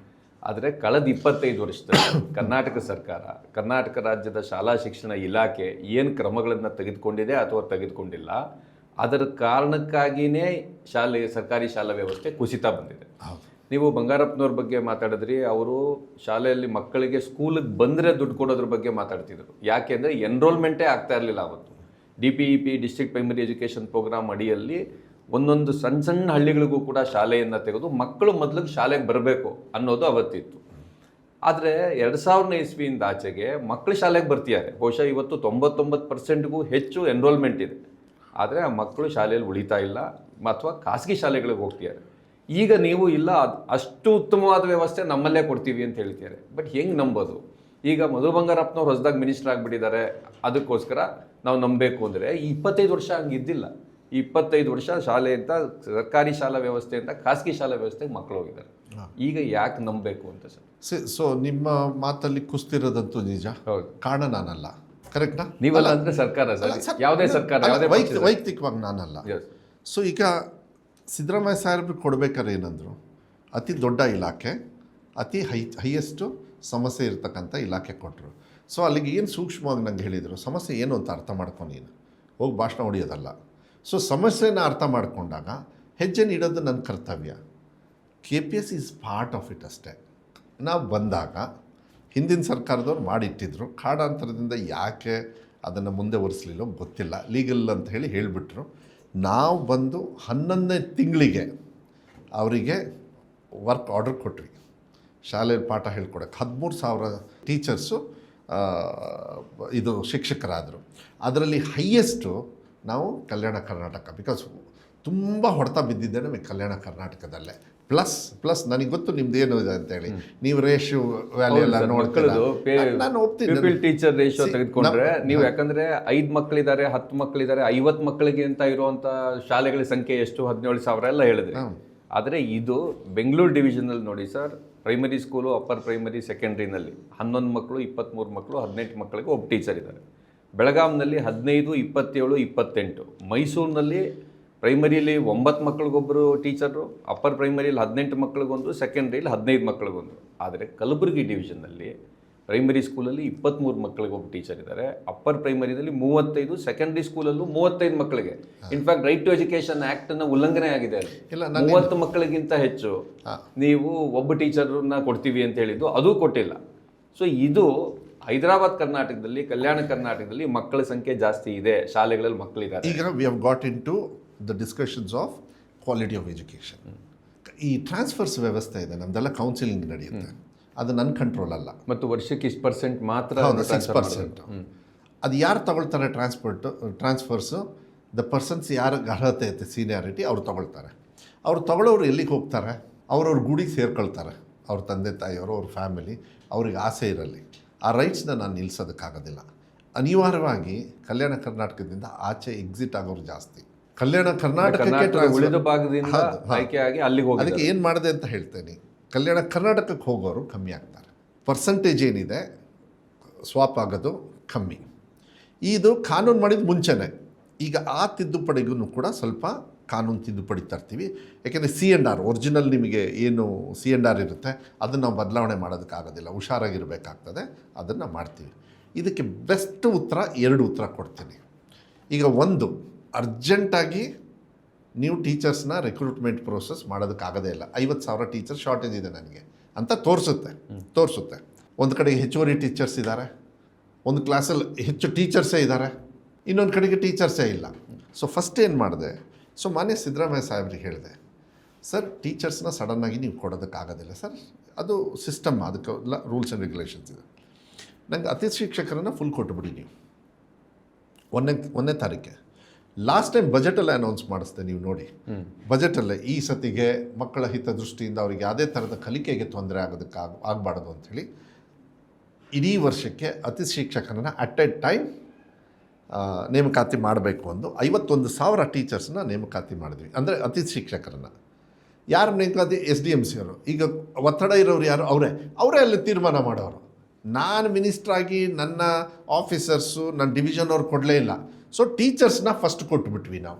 ಸೊ ಟೀಚರ್ಸ್ ಪಾಠ, ಪೂಜಾರಂತೂ ಇದ್ದಾರೆ, ದೇವಸ್ಥಾನದಲ್ಲಿ ಪೂಜಾರಿ ಇದ್ದಾರೆ, ಮೇಸ್ಟ್ರು ಇದ್ದಾರೆ ತಾನೆ, ಮಕ್ಕಳು ಟೀಚರ್ ಹೇಳ್ಕೊಡೋಕ್ಕೆ. ಸೊ ಕ್ವಾಲಿಟಿ ಫಸ್ಟ್ ಡೇಯಿಂದ ಕಲಿಕೆಗೆ ತೊಂದರೆ ಆಗಿಲ್ಲ. ಸ್ಟ್ಯಾಂಡ್ ಬೈ ಇದು ಅಷ್ಟೇ. ನೆಕ್ಸ್ಟು ಪರ್ಮನೆಂಟ್ ಏನು ಮಾಡಿದ್ರಿ ಮಧು ಅವರೇ? ಪರ್ಮನೆಂಟ್ ಏನು ಮಾಡಿದ್ರಿ? ನಾನು 10,800 ಟೀಚರ್ಸ್ನ ರಿಕ್ರೂಟ್ಮೆಂಟ್ ಪರ್ಮಿಷನ್ ತೊಗೊಂಡೆ ಮಾನ್ಯ ಸಿದ್ದರಾಮಯ್ಯ ಸಾಹೇಬ್ರ ಹತ್ರ. ಕಲಬುರಗಿಯಲ್ಲಿ ನಾವು ಏನು ಕ್ಯಾಬಿನೆಟ್ ಮೀಟಿಂಗ್ ಮಾಡ್ತೀವಿ ಅದರಲ್ಲಿ ಅವತ್ತಿಗೆ ಸುಮಾರು ಶೇಕಡವಾರು 80% ಯಾವುದಾದ್ರು ಹುದ್ದೆಗಳಿದ್ದಾವೆ ಎಲ್ಲ ಇಲಾಖೆನೂ ನಂದು ಸೇರಿ, ನಂದು ಹೈಯೆಸ್ಟ್ ಬರೋದು, ನೀವೆಲ್ಲ 80% ರಿಕ್ರೂಟ್ಮೆಂಟಿಗೆ ಕ್ಯಾಬಿನೆಟ್ ಓಕೆ ಮಾಡುತ್ತೆ. ಓಕೆ ಮಾಡಿದ ತಕ್ಷಣ ಪ್ರೋಸೆಸ್ ಸ್ಟಾರ್ಟ್ ಮಾಡ್ತೀನಿ. ಅಫ್ಕೋರ್ಸ್ ಅದು ಲೀಗಲ್ ಬ್ಯಾಟಲ್ ಇದೆ, ಯಾವುದು ನಮ್ಮ ಒಳ ಮೀಸಲಾತಿ ಇರೋದ್ರಿಂದ ಸ್ವಲ್ಪ ಅದು ಡಿಲೇ ಆಗುತ್ತೆ. ಬಟ್ ತೊಗೊಳ್ತೀನಿ. ನೆಕ್ಸ್ಟ್ ಜೂನ್ ಒಳಗೆ ನಾನು ಟೀಚರ್ಸ್ ಬರಬೇಕು ಅಂಥೇಳಿ ನಾನು ಫೈಟ್ ಮಾಡ್ತಾಯಿದ್ದೀನಿ. ಅದು ಒಂದು ಕಡೆಗೆ. ನಾನು ತೊಗೊಳ್ಬೇಕಾದ್ರೆ 10,500 ಇದನ್ನು 5,000 ಇಡೀ ರಾಜ್ಯಕ್ಕೆ ತೊಗೊಂಡೆ, 2/3. ಬಟ್ 1/3ಗೆ 5,800 ಕೊಟ್ಟೆ. ಸೊ ಕಲ್ಯಾಣ ಕರ್ನಾಟಕ ಭಾಗಕ್ಕೆ 5,800 ಹೌದು ಜಾಸ್ತಿ ತೊಗೊಂಡೆ. ಸೊ ಇದ್ರ ಜೊತೆಗೆ ಕಲ್ಯಾಣ ಕರ್ನಾಟಕದಲ್ಲಿ ಆಗಲೇ ಕಲ್ಯಾಣ ಕರ್ನಾಟಕ ಫಂಡಲ್ಲಿ LKG UKGಗೆ ಟೀಚರ್ಸ್ ರಿಕ್ರೂಟ್ಮೆಂಟು ಟೆಂಪ್ರವರಿ ಮಾಡ್ಕೊಂಡ್ವಿ ನಾವು. ಅವರೇ ಸಂಬಳ ಕೊಡ್ತಾ ಇದ್ದಾರೆ ಈಗ.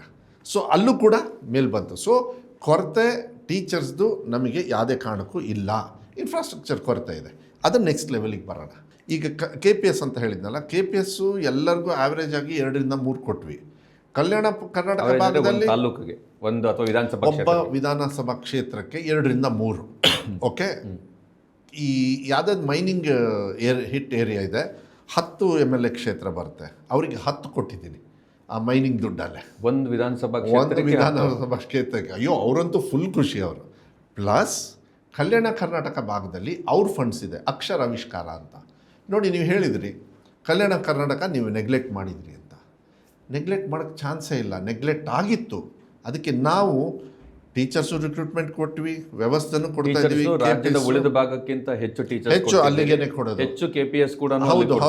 ಆಮೇಲೆ ದುಡ್ಡು ನಾವು ಏನಿದೆ KPS ಎಲ್ಲ ಕಡೆನೂ ಆ್ಯಾವ್ರೇಜ್ ಆಗಿ 2ರಿಂದ 3 ಕೊಟ್ಟೆ.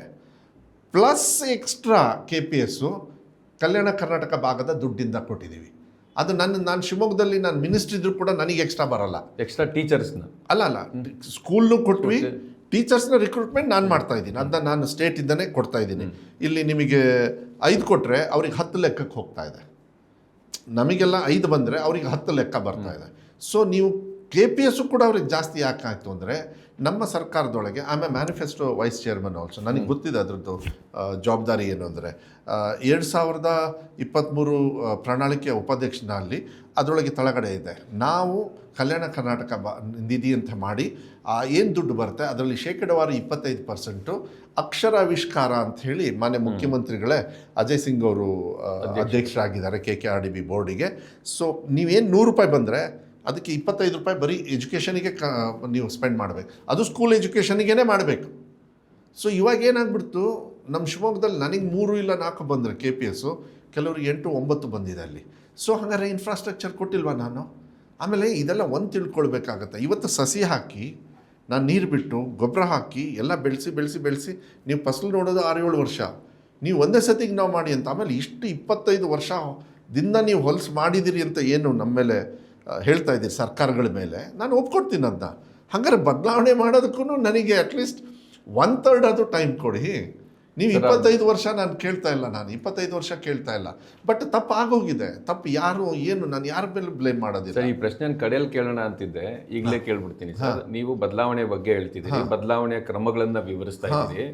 ಆದರೆ ಈಗ ವಿರೋಧ ಮಾಡ್ತಿರೋಂಥವ್ರು ಅವರಲ್ಲಿ ಬಹಳ ಜನ ಸುಮ್ಮನೆ ವಿರೋಧ ಮಾಡ್ತಿದ್ದಾರೆ ಅಂತ ನೀವು ಅನ್ಕೊಂಡ್ರೆ, ಇನ್ನೊಂದಷ್ಟು ಜನ ಅವರು ಈ ಶಿಕ್ಷಣ ಕ್ಷೇತ್ರದ ಬಗ್ಗೆ ಆಸಕ್ತಿ ಇರೋರು, ಕಾಳಜಿ ಇರುವಂಥವ್ರು, ಅದ್ರ ಮೇಲೆ ಕೆಲಸ ಮಾಡಿರುವಂಥವ್ರು, ಅವ್ರ ಜೊತೆಗೆ ಯಾಕೆ ಇದನ್ನ ಮಾತಾಡಿ ನೋಡಿ ಇದು ಇದೆ, ನಿಮ್ಮ ಸಲಹೆಗಳಿದ್ರೆ ನಮಗೆ ಕೊಡಿ. ಯಾಕಂದ್ರೆ ನೀವು ಈ ವಾಹನದ ವಿಚಾರ ಈಗ ನಾನು ಇದಕ್ಕೆ ಮುಂಚೆ ಗೊತ್ತೇ ಇಲ್ಲ ಇದನ್ನ. ನಾನು ಎಜುಕೇಶನ್ ಮೂವ್ಮೆಂಟ್ ಅಲ್ಲಿ ಇದ್ದೆ, ವ್ಯಕ್ತಿಗತವಾಗಿ ನನ್ನ ಅಭಿಪ್ರಾಯ ಬೇರೆ ಇದೆ. ಆದ್ರೆ ನಾನು ಇಲ್ಲಿ ಕರ್ನಾಟಕದ ಸಾರ್ವಜನಿಕರ ಪ್ರಶ್ನೆಗಳನ್ನ ನಿಮ್ಮ ಮುಂದೆ ಇಡ್ತಾ ಇದ್ದೀನಿ. ಈ ವಿಚಾರ ಬಹಳ ಜನಕ್ಕೆ ಗೊತ್ತಿಲ್ಲ, ಈ ವೆಹಿಕಲ್ದು ಗೊತ್ತಿಲ್ಲ. ಮತ್ತೆ ಈ ವೆಹಿಕಲ್ ಕೊಡ್ತೀವಿ ಅಂದ ತಕ್ಷಣ ಇನ್ ಕೆಲವು ಪ್ರಶ್ನೆ ಹುಟ್ಟುತ್ತೆ. ಆ ವೆಹಿಕಲ್ ಅಲ್ಲಿ ಹೆಣ್ಮಕ್ಳು ಹತ್ತಾರೆ, ಅಲ್ಲಿ ಮಹಿಳಾ ಆಯಾ ಇರ್ತಾರ ಅಂತ ಪ್ರಶ್ನೆ ಇರುತ್ತೆ. ನಾನು ಆಗ್ಲೇ ಹೇಳ್ದಂಗೆ ಪ್ರತಿ ತರಗತಿಗೆ ಶಿಕ್ಷಕರನ್ನ ಕೊಡ್ತೀರಾ ಅನ್ನೋದ್ರ ಬಗ್ಗೆ ಪ್ರಶ್ನೆಗಳಿವೆ. ಯಾಕಂದ್ರೆ 25 ವರ್ಷದ ಅವಿಶ್ವಾಸ ಹೊಂದಿದೆ. ಈ ವಿಶ್ವಾಸ ಮೂಡಿಸೋ ಕೆಲಸವನ್ನ ಯಾಕೆ ಮಧು ಬಂಗಾರಪ್ಪನವರು ಅವ್ರ ಜೊತೆಗೆ ಮಾತಾಡಬಾರ್ದು? ನಾನು ದಯವಿಟ್ಟು ಡಾಕ್ಟ್ರೆ ಎಲ್ಲರದ್ದು ಕನ್ಸಿಡರೇಷನ್ ಮಾಡಿದ್ದೀನಿ.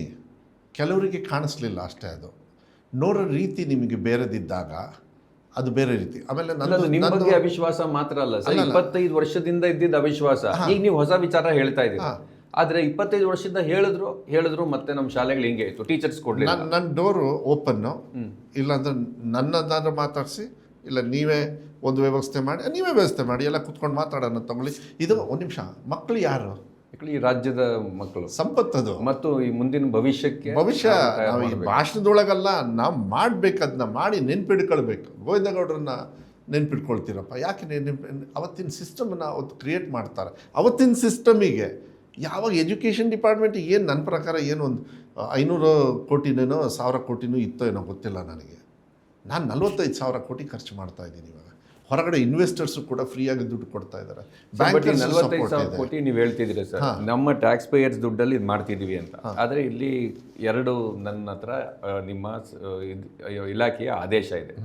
ಒಂದು ಬೆಂಗಳೂರಿನ ಶಿವಾಜಿನಗರಕ್ಕೆ ಸಂಬಂಧಪಟ್ಟ, ಇದರಲ್ಲಿ ಪಬ್ಲಿಕ್ ಶಾಲೆ KPSನ ಒಂದೇ ಆವರಣದಲ್ಲಿ ಆರಂಭಿಸೋದ್ರ ಜೊತೆಗೆ ಇದ್ರ ಜೊತೆಗೆ ಏನು ಹೇಳುತ್ತೆ, ಸದರಿ ಕರ್ನಾಟಕ ಪಬ್ಲಿಕ್ ಶಾಲೆಯ ಬಲವರ್ಧನೆಗಾಗಿ ಸರ್ಕಾರದಿಂದ ಯಾವುದೇ ಆರ್ಥಿಕ ನೆರವು ಒದಗಿಸೋದಿಲ್ಲ. ನೀವು CSR ಫಂಡ್ ತಗೋಬೇಕು ಅಂತಿದೆ. ನೋಡಿ, ಇನ್ನೊಂದು ನಿಮ್ಮ ಜಿಲ್ಲೆದು ಸರ್, ಶಿವಮೊಗ್ಗ ಜಿಲ್ಲೆ ಸರ್ಕಾರಿ ಪ್ರೌಢಶಾಲೆ ಪಿಳ್ಳಂಗೆರೆ, ಶಿವಮೊಗ್ಗ ತಾಲೂಕು, ಇಲ್ಲೂ ಕೂಡ ಅದೇ ಇದೆ. ಕಾರ್ಪೊರೇಟ್ ಸಂಸ್ಥೆಗಳು KPSನ ನಮ್ಮ ದುಡ್ಡಲ್ಲಿ ಕಟ್ತಾ ಇದೀವಿ, ಒಳ್ಳೇದು ಮಾಡ್ತೀವಿ ಮಕ್ಕಳಿಗೆ ಅಂತ ಹೇಳ್ತಿದ್ರಿ, ಇಲ್ಲಿ ಕೊಡೋದಿಲ್ಲ ದುಡ್ಡು ಅಂತ ಹೇಳಿ. ಈಗ KPSಗೆ ಇಷ್ಟು ದುಡ್ಡು ಹಣ ಅಂತ ಇರುತ್ತೆ. ಸೊ ಎಲ್ಲ ಶಾಸಕರಿಗೂ ಕೂಡ ಅವ್ರ ಹತ್ರ ಮಾತಾಡಿ ಒಂದೊಂದು ಕೊಟ್ಬಿಟ್ಟಿದ್ದೀನಿ. ಕೆಲವು ಕಡೆ 2, ಕೆಲವು ಕಡೆ 3, ಕೆಲವು ಕಡೆ 10. ಕೆಲವು ಕಡೆ 10 ಅಂದರೆ ಕಲ್ಯಾಣ ಕರ್ನಾಟಕ ಭಾಗದವರಿಗೆ ಜಾಸ್ತಿ ಬರ್ತದೆ. ಅವರಿಗೆ ಎಷ್ಟು ಕಲ್ಯಾಣ ಕರ್ನಾಟಕದ ದುಡ್ಡು ಬರುತ್ತೆ ಅದ್ರ ಮೇಲೆ. ಈಗ ನಾನೊಬ್ಬ MLA, ನೀವು ಮಿನಿಸ್ಟ್ರು, ನನಗೆ 3 ಕೊಟ್ಟಿದ್ದೀರಾ. ಈಗ ನನಗೆ ನನ್ನ ಫಾಲೋವರ್ಸು ಎಲ್ಲ ಸೇರಿ, ಸರ್ ಮೊದಲ ನಾವು ಇನ್ನೊಂದು 2-3 ಮಾಡ್ಬೇಕಂತ ಇದ್ದೀವಿ, ದಯವಿಟ್ಟು ಇದು ಹೋಗಿ. ನಾನು ನಿಮ್ಮ ಹತ್ರ ಬರ್ತೀನಿ, ನೀವೇನಂತೀರಾ? ಇಲ್ಲಪ್ಪ ನಂತರ ಇರೋದು ನೆಕ್ಸ್ಟಿಗೆ ನಾನು ಕೊಡ್ತೀನಿ. ಆವಾಗ ನಾನು ಸ್ಟಾರ್ಟ್ ಮಾಡ್ತೀನಿ. ನೀವು ಬೇಕಾದ್ರೆ ಏನಾದ್ರು CSR ಅಲ್ಲಿ ತುಂಬ ನನಗೆ ದುಡ್ಡು ಬರ್ತಾ ಇದೆ. CSR ಅಲ್ಲಿ ಈಗ ಸೆಟ್ಮಿಸ್ ಅಂದರೆ ಈ ಮೈನಿಂಗ್ ಎಫೆಕ್ಟೆಡ್ ಏರಿಯಾ ಸರ್ಕಾರದ ಟ್ಯಾಕ್ಸ್ ಹಣ ಅಲ್ಲ, ಅದು ಮೈನಿಂಗ್ ದುಡ್ಡಲ್ಲಿ ಕನ್ವರ್ಜ್ ಮಾಡಿದೆ. ಬಟ್ ಅಲ್ಲಿಗೆ ಮಾತ್ರ ಸೀಮಿತ. ಹಾಗೆ ಈಗ ಅಜೀಂ ಪ್ರೇಮ್ಜಿಯವರು ಮೊಟ್ಟೆ ಕೊಟ್ಟರು. ಅಜೀಂ ಪ್ರೇಮ್ಜಿಯವರು ಟೀಚರ್ಸ್ ಟ್ರೈನಿಂಗ್ ಮಾಡ್ತಾ ಇದ್ದಾರೆ. ಎಷ್ಟೋ ಒಂದು ಕಂಪ್ನಿಗಳು ದುಡ್ಡು ಕೊಟ್ಟಿದ್ದಾರೆ. ಈಗ ವಿರೋಧ ಪಕ್ಷದವರು ಫಾರ್ ಎಕ್ಸಾಂಪಲ್ ಸುರೇಶ್ ಗೌಡ್ರು ಇದಾರಲ್ಲ ತುಮಕೂರು, ಅವರೇ ಬಂದಂಗೆ ಮೊನ್ನೆ ಏನಾದ್ರು ಅಲ್ಲ ಒಂದು ಮೊನ್ನೆ ಅಸೆಂಬ್ಲಿಯಲ್ಲಿ ಮೊದಲಣ್ಣ ನೀವೇನು ಕೊಡಬೇಡಿ, ನಾನು 3 ಕೋಟಿನೋ 4 ಕೋಟಿನೋ 5 ಕೋಟಿನೋ ಖರ್ಚು ಮಾಡ್ತೀನಿ, ನೀವು KPS ಅಂತ ಬಿರುದು ಕೊಡಿ ಸಾಕು ನನಗೆ, ನನ್ನ ಸುತ್ತಮುತ್ತ ಎಲ್ಲ, ಆಮೇಲೆ ಬೇಕಾದ್ರೆ ಒಂದು 2 ಇಯರ್ಸಿಗೆ ನಾನೇ ಖರ್ಚು ನಾನೇ ಮಾಡ್ಕೊಳ್ತೀನಿ, ಯಾಕೆಂದ್ರೆ ಅವರೇ ಮೇಂಟೆನೆನ್ಸ್ ಮಾಡ್ತಾರೆ. ಆಫ್ಟರ್ 3-4 ಇಯರ್ಸ್ ನೀವು ಇದು ಆವಾಗ ನಾವೇನು ಮಾಡ್ತೀವಿ, ನಾವು ಯಾವುದೇ ಥರದ ಆರ್ಥಿಕ ಇಲ್ಲಾಂದ್ರೆ ಏನಾಗ್ತದೆ, ನೀವು KPS ಅಂತ ಅನೌನ್ಸ್ ಮಾಡಿದ್ರಿ ದುಡ್ಡೇ ಕೊಟ್ಟಿಲ್ಲ ಅಂದ್ಬಿಟ್ರೆ. ಸೊ ಯಾವಾಗಲೂ ಒಂದು ಒಪ್ಪಂದ ಇರ್ತದೆ, ಆ ಒಪ್ಪಂದಕ್ಕೆ ಸ್ಪೆಷಲ್ ಕೇಸ್ ಆಗಿನೇ ಹೊರತು, ಬಟ್ ನಮ್ಮ ಕೋಟ ಫಿನಿಶ್ ಆದಾಗ ನೆಕ್ಸ್ಟ್ ಕೋಟ ಕಾಯಕ್ಕೆ ಆಗದೆ ಇರಬೇಕಾದ್ರೆ ಡಿಮ್ಯಾಂಡ್ ಇದ್ದಾಗ ನೀವು ನಂಬಲ್ಲ, ಎಷ್ಟೋ ಜನರು MLAs ಬಂದು ಏನಂತ ಗೊತ್ತಾ, ಮದುವರೆ ಇನ್ನೊಂದು 4-5 ನಮಗೆ KPS ಕೊಟ್ಬಿಡಿ ನೆಕ್ಸ್ಟ್ MLA ಆಗ್ಬಿಡ್ತೀನಿ ನಾನು ಅಂತಾರೆ. ಆವಾಗ ನಾವೇನು ಮಾಡ್ತೀವಿ, ನಾವು ಯಾವುದೇ ಥರದ ಆರ್ಥಿಕ ಇಲ್ಲಾಂದ್ರೆ ಏನಾಗ್ತದೆ, ನೀವು KPS ಅಂತ ಅನೌನ್ಸ್ ಮಾಡಿದ್ರಿ ದುಡ್ಡೇ ಕೊಟ್ಟಿಲ್ಲ ಅಂದ್ಬಿಟ್ರೆ. ಸೊ ಯಾವಾಗಲೂ ಒಂದು ಒಪ್ಪಂದ ಇರ್ತದೆ. ಈಗ ಫಾರ್ ಎಕ್ಸಾಂಪಲ್ ನಮ್ಮ ಕನ್ನಡ ಪ್ರಾಧಿಕಾರದ ಅಧ್ಯಕ್ಷ ಪುರುಷೋತ್ತಮ್ ಬೆಳ್ಮಲೆ ಅವರು ಫಸ್ಟ್ ಅವರು ಅಧ್ಯಕ್ಷ ಆದ ತಕ್ಷಣ ಬಂದು ಒಂದು ದಿವಸ ನನಗೊಂದು ಲೆಟ್ರ್ ಕೊಟ್ಟರು. ನೀವು ಬೇಕಾದ್ರೆ ಅವ್ರನ್ನ ಕೇಳಿ, ಮದುವರೆ ಕನ್ನಡ ಶಾಲೆಗಳನ್ನು ಉಳಿಸ್ಬೇಕು, ಕನ್ನಡನ ಚೆನ್ನಾಗಿ ಮಾಡಬೇಕು ಎಲ್ಲ ನಾನು ಹೇಳಿದೆ. ದೆನ್ ನಾನಿದೆ ಕನ್ನಡ ಶಾಲೆ ಉಳಿಸ್ಬೇಕು ಅಂದಾಗ ಅದು ತಂದೆ ತಾಯಿಯವ್ರದ್ದು ಕೂಡ ಕರ್ತವ್ಯ ಇರುತ್ತೆ. ಸರ್ಕಾರ ನಾವೇನು ಮಾಡಬೇಕು ನಾವು ಮಾಡ್ತೀವಿ. ಕನ್ನಡನ ಓದಿಕೆ ಕಲಿಕೆಯನ್ನು, ಯಾಕೆಂದರೆ ಯಾವುದೋ ಒಂದು ಮಗು ಇಂಗ್ಲೀಷ್ ಮೀಡಿಯಮೋ ಇಲ್ಲ ಉರ್ದು ಮೀಡಿಯಮೋ ಇಲ್ಲ ಬೇರೆ ಮೀಡಿಯಮಲ್ಲಿ ಇತ್ತು ಅಂದರೆ ಕನ್ನಡನ ಆ್ಯಸ್ ಎ ಲ್ಯಾಂಗ್ವೇಜ್ ಇನ್ನೂ ಚಂದವಾಗಿ ಏನು ಮಾಡಬೇಕು ದಯವಿಟ್ಟು ನಮಗೆ ಐಡಿಯಾ ಕೊಡಿ ಅಂದಿದ್ದೆ. ಅದಾದಮೇಲೆ ಒಂದು ಪ್ರೋಸೆಸ್ಸಲ್ಲಿ ಸ್ವಲ್ಪ ಅವ್ರಿಗೂ ಮನಸ್ಸಿಗೆ ಬೇಜಾರಾಯಿತು. ಏನಪ್ಪ ಇದು ಕನ್ನಡ ನಾನು ಕ್ಲೋಸ್ ಮಾಡ್ತಾ ಇಲ್ಲ, ಇವತ್ತು ಕೂಡ ಹೇಳ್ತೀನಿ, ನಾಳೆನೂ ಕೂಡ ಹೇಳ್ತೀನಿ, ನಮ್ಮ ಭವಿಷ್ಯದಲ್ಲಿ ಅದು ಸಿಸ್ಟಮೇ ಇರೋದಿಲ್ಲ. ಬಟ್ ಪೇರೆಂಟ್ಸ್ ಚೂಸ್ ಮಾಡಿದಾಗ ನೀವು ಕನ್ನಡನೇ ಚೂಸ್ ಮಾಡಿ ಅಂತ ಹೇಳೋದಕ್ಕೆ, because it's A democratic country, ನಮ್ಮ ಸಿಸ್ಟಮಲ್ಲಿ ಅದು ಬರೋದಿಲ್ಲ ಅದನ್ನ, ರೈಟ್. ಈಗ ನಾನು ಇಂಗ್ಲೀಷ್ ಮೀಡಿಯಮ್ ಓದಿದೆ, ಅಂದರೆ ನಾನು ಕನ್ನಡ ಕಾಳಜಿನೇ ಇಲ್ವಾ ನನಗೆ? ನಾನು ಹೇಳ್ತೀನಿ, ಇನ್ನು ಬ್ಲಡ್ ಅಂದಮೇಲೆ ಇನ್ನೂ ಏನು ಹೇಳಬೇಕು, ನನ್ನ ಬ್ಲಡ್ಡಲ್ಲಿ ಕನ್ನಡ ಇದೆ ಅಂತ ಹೇಳಿದ ಮೇಲೆ ಇನ್ನು ಏನು ನಾನು ಕನ್ವಿನ್ಸ್ ಮಾಡಬೇಕು? I can talk to you, ನಾನು ಏನು ಬೇಕಾದ್ರೆ ಮಾಡ್ಬೋದು. ಸೊ ಕೊನೆಗೆ ಬೆಳಮಲೆಯವರೇ ಮೊನ್ನೆ ಮುಖ್ಯಮಂತ್ರಿಗಳಿಗೆ ಬರೆದು ಈ KPS ಫಾರ್ ಎಕ್ಸಾಂಪಲ್ ನಲಿಕಲಿ ಅಂತ ಹೇಳಿದರೆ ಅವತ್ತಿನ ಸಿಸ್ಟಮಿಗೆ ಟೀಚರ್ಸ್ ಕೊರತೆ ಇತ್ತು, ರೂಮ್ಸ್ ಕೊರತೆ ಇತ್ತು, ಇದಕ್ಕೆಲ್ಲ ಅನುಗುಣವಾಗಿ ಅದೇ ಆ ಕೊರತೆಗಳು ಇವತ್ತು ನಮ್ಮ ತಲೆ ಮೇಲೆ ಬರ್ಡನ್ ಆಗಿರೋದ್ರಿಂದ ನಾನು ಅದನ್ನು ಇಟ್ಕೊಂಡು ಹುಷಾರಾಗಿ ಸೈಡಿಗಿಟ್ಟು ಚಿಂತನೆನ ಕರೆಕ್ಟಾಗಿ ಮಾಡ್ತಾಯಿದ್ವಿ. 1ನೇ ಕ್ಲಾಸ್ ಮಗುಗೆ ಪಾಠ ಹೇಳ್ಕೊಡುತ್ತೆ ಬೇಕಾದರೆ 3ನೇ ಕ್ಲಾಸ್ ಮಗುಗೆ ಈಸಿ ಆಗುತ್ತೆ, ಬಿಕಾಸ್ ಕಲ್ತಿರುತ್ತೆ. 3ನೇ ಕ್ಲಾಸ್ ಮಗುಗೆ ಪಾಠ ಹೇಳ್ಕೊಡ್ಬೇಕಾದ್ರೆ 1ನೇ ಕ್ಲಾಸು 2ನೇ ಕ್ಲಾಸ್ ಮಗುಗೆ ಏನು ತಿಳುವಳಿಕೆ ಬರುತ್ತೆ? ಟೀಚಿಂಗಲ್ಲಿ ತುಂಬ ಜನಕ್ಕೆ ಗೊತ್ತಿರಲ್ಲ. ಇಲ್ಲ, ನಮ್ಮ ಮಿಸ್ಟೇಕಿಗೆ ನಾವು ಮಾಡ್ಕೊಂಡಿದ್ದದು. ಟೀಮ್ ವರ್ಕ್ ಅನ್ನೋದು ಮುಂದೆ ಬರಬೇಕು, ಎಲ್ಲ ಜಾತಿ ಸಮಾಜದವರು ನಾವು ಟೀಮ್ ವರ್ಕ್ ಮಾಡಿದಾಗ ನಮ್ಮ ದೇಶನ ಉನ್ನತ ಸ್ಥಾನಕ್ಕೆ ತೊಗೊಂಡೋಗ್ಬೇಕು. ನೀವು ಟೀಮ್ ವರ್ಕನ್ನು ಇನ್ನೂ ಕಲಿತಕ್ಕಂಥ ಮಕ್ಕಳಿಗೆ ಕೊಟ್ಟುಬಿಟ್ರೆ ಹೆಂಗೆ ಕಷ್ಟ ಅಲ್ವಾ? 1ನೇ ಕ್ಲಾಸ್ ನಾನೇ ನಿಮಗೆ ಹೇಳ್ತೀನಪ್ಪ, ನಿಮಗೆ 1ನೇ ಕ್ಲಾಸಿಂದ 2ನೇ ಕ್ಲಾಸಿಗೆ ಬದಲಾವಣೆ ಇರುತ್ತಾ ಕಲಿಕೆಗೆ? 2ನೇ ಕ್ಲಾಸಿಂದ 3ನೇ ಕ್ಲಾಸಿಗೆ ಕಲಿಕೆ ಬದಲಾವಣೆ ಇರುತ್ತಾ? ಹಾಗಾದ್ರೆ 3ನೇ ಕ್ಲಾಸ್ ಪಾಠ ಹೇಳ್ಕೊಡ್ಬೇಕಾದ್ರೆ 1ನೇ ಕ್ಲಾಸ್ ಮಗು ಏನು ಮಾಡುತ್ತೆ ಸರ್? ಅದಕ್ಕಿಂತ ಹೆಚ್ಚಾಗಿ ಪ್ರೈವೇಟ್ನಲ್ಲಿ ನಿಮಗೆ ಮಲ್ಟಿಗ್ರೇಡ್ ಟೀಚಿಂಗ್ ಇರಲ್ಲ. 1ನೇ ಕ್ಲಾಸ್ಗೆ ಒಬ್ಬ ಟೀಚರು, 2ನೇ ಕ್ಲಾಸ್ಗೆ ಒಬ್ಬ ಟೀಚರು, 3ನೇ ಕ್ಲಾಸ್ಗೆ ಒಬ್ಬ ಟೀಚರ್ ಇರ್ತಾರೆ. ಇಲ್ಲಿ ಹಾಗೆ ಇಲ್ಲದೆ ಇರೋದು ಕೂಡ ಪೇರೆಂಟ್ಸ್ಗೆ ಈ ಶಾಲೆಯಲ್ಲಿರೋ ಗುಣಮಟ್ಟ ಸರಿ ಇಲ್ಲ ಅನ್ನುವಂಥ ಅಭಿಪ್ರಾಯ ಬರುತ್ತೆ. ಅದು ಕೂಡ ಪ್ರೈವೇಟ್ ಸ್ಕೂಲ್ಗೆ ಮಕ್ಕಳನ್ನ ಕಳಿಸೋದಕ್ಕೆ ಒಂದು ಕಾರಣ ಆಗುತ್ತೆ. Anganwadi is a very important ಭಾಗ. ಅಂಗನವಾಡಿಯಲ್ಲಿ ಎಷ್ಟೊಂದು ಪ್ರೈವೇಟಲ್ಲಿ LKG ಇದೆ ಅಂದ್ಬಿಟ್ಟು ಅಲ್ಲಿಗೆ ಹೋಗಿ ಒಂದು ಸತಿ ಹೊರಗೆ ಹೋದ್ಮೇಲೆ ವಾಪಸ್ ಬರಲ್ಲ. But LKG UKG very important. So ನಾನು LKG UKGನೂ ಮಾಡಿದೆ. ಅದನ್ನು ಅಂಡರ್ಸ್ಟ್ಯಾಂಡಿಂಗಲ್ಲಿ ಮಹಿಳಾ ಮತ್ತು ಕಲ್ಯಾಣ ಇಲಾಖೆಯವ್ರ ಜೊತೆಗೂ ಮಾತಾಡಿದೆ. ಯಾಕೆಂದರೆ ಅವ್ರದ್ದು ಅಂಗನವಾಡಿ ಇದೆ. ಅಂಗನವಾಡಿ ಈಸ್ ವೆರಿ ಇಂಪಾರ್ಟೆಂಟ್, ಭಾಳ ಇಂಪಾರ್ಟೆಂಟು. ಸೊ ಅವರಿಗೆ ನಾನು ಏನು ಹೇಳಿದೆ, ನೀವೇ LKG UKGನೂ ಮಾಡಿ. ಯಾಕೆಂದರೆ ಜನರ ಅಭಿಪ್ರಾಯ ನನಗೆ LKG UKG ಕಳಿಸ್ಬೇಕು ನಮ್ಮ ಮಕ್ಕಳನ್ನು. ಸೊ ನೀವೇ ಮಾಡಿ. ಈಗ ಅವರಾದರೂ ಮಾಡ್ತಾರೆ, ಇಲ್ಲ ನಾವಾದರೂ ಮಾಡ್ತೀವಿ. ಈ ವರ್ಷ ಯಾವುದೂ LKG UKG ಹೊಸದಾಗಿ ತೊಗೊಳ್ತಾ ಇಲ್ಲ. ಯಾಕೆಂದರೆ ನಮಗೆ ಸುಮಾರಷ್ಟು ಮನೆ ಮುಖ್ಯಮಂತ್ರಿಗಳು ಲಾಸ್ಟ್ ಟೈಮ್ ಕೊಟ್ಟರು, ಅದರಲ್ಲೇ ಮಾಡ್ಕೊಳ್ತಿದ್ವಿ. ದ್ವಿಭಾಷಾನೂ ಕೊಟ್ಟರು. ತುಂಬ ಇದು ಎಷ್ಟೋ ಒಂದು ಕಡೆಗೆ ನಿಮಗೆ ಪರ್ಮಿಷನೇ ಕೇಳಿಲ್ಲ. SDMC ಅವರು ಅವರೇ ಸಂಬಳ ಕೊಟ್ಟು ಇಂಗ್ಲೀಷ್ ಮೀಡಿಯಮ್ ಅವರೇ ಮಾಡ್ಕೊಂಡಿದ್ದಾರೆ. ಲಿಸ್ಟ್ ಆಫ್ ಸ್ಕೂಲ್ ಕೊಡ್ತೀನಿ, ನನ್ನ ಪರ್ಮಿಷನ್ ಇಲ್ಲ. ನಾವು ಹೋಗಿ ಕೇಳಿದರೆ ಹೆಂಗ್ರಿ ನೀವು ರನ್ ಮಾಡ್ತೇನೆ, ನಿಂಗೆ ಕೊಡೋಕ್ಕಾಗಲ್ವಾ, ನಾವು ಮಾಡ್ಕೋತೀವಿ. ಹಾಗಾದ್ರೆ ನಾನು ಯಾಕಿರೋದು ಮಿನಿಸ್ಟರ್ ಆಗಿ? ಇಲ್ಲ, 2012-13ರಿಂದ ಮಕ್ಕಳ ಮನೆ ಅಂತ ಸುಮಾರು 25 ಶಾಲೆಗಳಲ್ಲಿ ನಾವು ಬೇರೆ ಬೇರೆ ಜಿಲ್ಲೆಗಳಲ್ಲಿ ಇದನ್ನು ಮಾಡಿ ನೀವು ಮಾಡಿದಿರಿ. ಆಮೇಲೆ LKG UKG ಇಲ್ಲ, ನಮ್ಮ ಮಕ್ಕಳೆಲ್ಲ ಬೇರೆ ಕಡೆ ಹೋಗ್ತಾ ಇದ್ದಾರೆ, ಅದಕ್ಕೆ ನಾವೇ ಸ್ಟಾರ್ಟ್ ಮಾಡಿದ್ದೀವಿ ಎಂದು ಅವರೇ ಸಂಬಳ ಕೊಟ್ಟರು. ನೀವು ಏನೇ ಆದ್ರೂ ನಾನು ಯಾರ್ಯಾರು ಟೀಕಾ ಟಿಪ್ಪಣಿ ಮಾಡಿದ್ದಾರೆ, ಇಟ್ಸ್ ಓಕೆ. ಐ ಮೀನ್ ನಮ್ಮ ದೇಶದೊಳಗೆ ಅದೊಂದು ದೊಡ್ಡ ಸ್ವತಂತ್ರ ನಮಗೆ. ಬಟ್ ಅದು ಅರ್ಥ ಮಕ್ಕಳ ಹಿತದೃಷ್ಟಿಯಿಂದ ಮಾತ್ರ ಇದ್ದರೆ ಅದು ಒಳ್ಳೆಯದು ಅಂಥೇಳಿ ಅವ್ರಿಗೆ ಭಾವಿಸ್ತೀನಿ. ಅದನ್ನು ಯಾವುದೋ ಒಂದು ವೆಸ್ಟೆಡ್ ಇಂಟ್ರೆಸ್ಟಲ್ಲಿ ಇರಬಾರ್ದು. ಸೊ ನಾನು ಯಾರೇ ಇದ್ದರೂ ಕೂಡ ನಾವು ಅವರಿಗೆ ಒಂದು ವಿಶ್ವಾಸವನ್ನು ಹೇಳಲಿಕ್ಕೆ ಇಷ್ಟಪಡ್ತೀನಿ. ಚರ್ಚೆ ಮಾಡಲಿ. ನಾನು ಕರ್ನಾಟಕ ರಾಜ್ಯದ ಮಂತ್ರಿ ರೀ, ನಾನು ಏನು ಓಡೋಗೋಕ್ಕಾಗತ್ತಾ? ಆಯಿತು, 30 ವರ್ಷ ನೀವು ಹೇಳಬಾರ್ದು, ನಿಜವಾಗ್ಲೂ ಮನಸ್ಸಿಗೆ ನೋವಾಗುತ್ತೆ. ಕಾಪಿ ಹೊಡಿಯೋಕ್ಕೆ ಹಾಕ್ಬಿಟ್ರಿ. ಇಲ್ಲ, ಅದರಲ್ಲಿ ನಿಮ್ಮ ಜೊತೆ ಎಲ್ಲವನ್ನೂ ಕೂಡ ಬೇರೆ ಪ್ರಶ್ನೆಗಳನ್ನೇ ಹೇಳಿದ್ದೀವಿ. ಬಟ್ ಮುಖ್ಯವಾಗಿ ಕಾಪಿ ಹೊಡೆಯೋದನ್ನು ನಿಲ್ಲಿಸಿ at the same time second ಮತ್ತು ಥರ್ಡ್ ಎಕ್ಸಾಮ್ನ ಮಕ್ಕಳಿಗೆ SSLC ಅವ್ರು ಕೊಟ್ಟು, ಅದಕ್ಕಿಂತ ಇನ್ನೊಂದು ಇಂಪಾರ್ಟೆಂಟ್ ಇದೆ, ಅಲ್ಲಿ ಆ ಮಕ್ಕಳಿಗೆ ಎಕ್ಸಾಮ್ ಫೀಸ್ ತೊಗೊಳ್ಬಾರ್ದು. ಹೌದು, ಇದು ಭಾಳ ವಿಶೇಷವಾಗಿ. ಹಾಗಾದರೆ ಇದನ್ನು ಯಾರು ನನಗೆ ಟೀಕಾ ಟಿಪ್ಪಣಿ ಮಾಡಿದರು ಹೇಳಿ, ಮಧುವರು ಇದು ಒಳ್ಳೆ ಕೆಲಸ ಮಾಡಿದರು ಅಂತ. ಈಗ ನಾಳೆ SSLCಯಲ್ಲಿ ನೀವು ಕಾಪಿ ಹೊಡೆದು ಪಾಸ್ ಆದರೆ ಅವ್ರ ಜೀವನದಲ್ಲಿ ಫುಲ್ ಫೇಲ್ ಆಗ್ತಾರೆ. ತಿಳ್ಕೊಳ್ಳಿ, ಫೇಲ್ ಆದರೂ ಪರವಾಗಿಲ್ಲ. ಕಾಪಿ ಹೊಡೆಯೋದನ್ನ ಪ್ರೋತ್ಸಾಹಿಸೋದು ಒಂದಿದೆಯಲ್ಲ, ಅದು ನೀವು ಓಪನ್ ಬುಕ್ ಎಕ್ಸಾಮ್ ಮಾಡಿ ಪರವಾಗಿಲ್ಲ, ಬಟ್ ಸರ್ಕಾರ ನೀವು ಕಾಪಿ ಹೊಡಿಬೋದು ಅಂತ ಒಂದು ರೋಡೆ ಅಂತ ಭಾಷಣ ಮಾಡ್ತೀವಲ್ಲ, ಇದರಂಥ ದುರಂತ ಇನ್ಯಾವುದೂ ಇಲ್ಲ. ನಾನು ಈ ಇಲಾಖೆನ ದೇವ್ರ ಸ್ಥಾನದಲ್ಲಿ ಮಕ್ಕಳನ್ನು ಕೂರಿಸಿದ್ದೀನಿ. ನಾನು ಈ ಇಲಾಖೆನ ರನ್ ಮಾಡೋದಕ್ಕೆ ದೇವ್ರನ್ನ ಸೆಕೆಂಡ್ ಸ್ಥಾನದಲ್ಲಿ ಕೂರಿಸಿದ್ದೀನಿ. ದೇವ್ರಕ್ಕಿಂತ ಮುಂಚೆ ನನ್ನ ಮಕ್ಕಳನ್ನು ಕೂರಿಸಿದ್ದೀನಿ. ಸೊ ನನಗೆ ದೇವ್ರ ಅಡ್ಡ ಬರೋಕ್ಕೆ ಚಾನ್ಸೇ ಇಲ್ಲ. ಮಕ್ಕಳೇ ನನಗೆ ದೇವರು, ಅನ್ಯಾಯ ಮಾಡೋಕ್ಕೆ ಚಾನ್ಸೇ ಇಲ್ಲ. ನನಗೂ ಒಬ್ಬ ಮಗ ಇದ್ದಾನೆ, ಬೇರೆಯವ್ರಿಗೂ ಮಕ್ಕಳು ಇರ್ತಾರೆ. ನನಗೆ ಗೊತ್ತಿದೆ ಅವರಿಗೆ ಕಳ್ತನ ಮಾಡಿ ಪಾಸ್ ಮಾಡೋದಕ್ಕೆ ನನಗಿಷ್ಟ ಇಲ್ಲ. ಯಾಕೆ ಮಕ್ಕಳು ಫೇಲ್ ಆಗ್ತಾರೆ? ತಂದೆ ತಾಯಿಯವರಿಂದ, ಟೀಚರ್ಸಿಂದ, ನನ್ನಂಥ ಮಿನಿಸ್ಟ್ರಿಂದ, ನಮ್ಮಂಥ ಸರ್ಕಾರದಿಂದ. ಸೊ ನಾವು ಸರಿ ಮಾಡ್ಕೋಬೇಕು, ಮಕ್ಕಳು ಸರಿ ಮಾಡ್ಕೊಳ್ಳಲ್ಲ. ಯಾವುದೇ ಮಕ್ಕಳು ಫೇಲ್ ಆದರೆ ಸಿಸ್ಟಮ್ ಫೇಲ್ ಆಗುತ್ತೆ. ಯಾವ ಮಕ್ಕಳು ಕೂಡ ಫೇಲ್ ಆಗೋಕ್ಕೆ ಚಾನ್ಸೇ ಇಲ್ಲ. ಯಾವ ಮಕ್ಕಳು ಫೇಲ್ ಆಗಲ್ಲ ರೀ ಜೀವನದಲ್ಲಿ. ನಮ್ಮ ಸಿಸ್ಟಮ್ಮು ಅವರಿಗೆ ಫೇಲ್ ಮಾಡಿಸುತ್ತೆ. ಆ ಸಿಸ್ಟಮ್ನ ಸರಿ ಮಾಡೋದು ನಮ್ಮಂಥವ್ರಿಗೆ ಬುದ್ಧಿ ಇದ್ದರೆ ಒಳ್ಳೆಯದು, ಮಾಡಬೇಕು. ಅದನ್ನು ಮಾಡ್ತಾಯಿದ್ದೀನಿ. 2023 ನವಂಬರ್ 1ನೇ ತಾರೀಕು ನನ್ನ ಕನ್ನಡ ಮಾತುಗಳು ತೊದಲಿಸಿರ್ಬೋದು ಓದಬೇಕಾದ್ರೆ, ಆದರೆ ತೀರ್ಮಾನ ಕರೆಕ್ಟಾಗಿತ್ತು. ಯಾಕೆ ಅಂತ ಹೇಳಿದರೆ, ಬೆಸ್ಟ್ ಟೀಚರ್ಸ್ ಎಲ್ಲಿದ್ದಾರೆ? ಸರ್ಕಾರಿ ಶಾಲೆಯಲ್ಲಿದ್ದಾರೆ. 4 ಗಂಟೆಗೆ ಏನು ಮಾಡ್ತಾರೆ? ಮನೆಗೆ ಹೋಗ್ತಾರೆ. ನೋ, ಫ್ರೀ ಕರೆಂಟ್ ಕೊಟ್ಟೆ. ಯಾವ ಮಕ್ಕಳು ಫೇಲ್ ಆಗ್ತಾ ಇದ್ದಾರೆ ಅವ್ರಿಗೆ ಸಾಯಂಕಾಲ ಫೇಲ್ ಆಗೋದಕ್ಕೆ ಕಾರಣ ನೀವು ಟೀಚರ್ ತಾನೇ, ಸಾಯಂಕಾಲ ಪಾಠ ಹೇಳ್ಕೊಡಿ.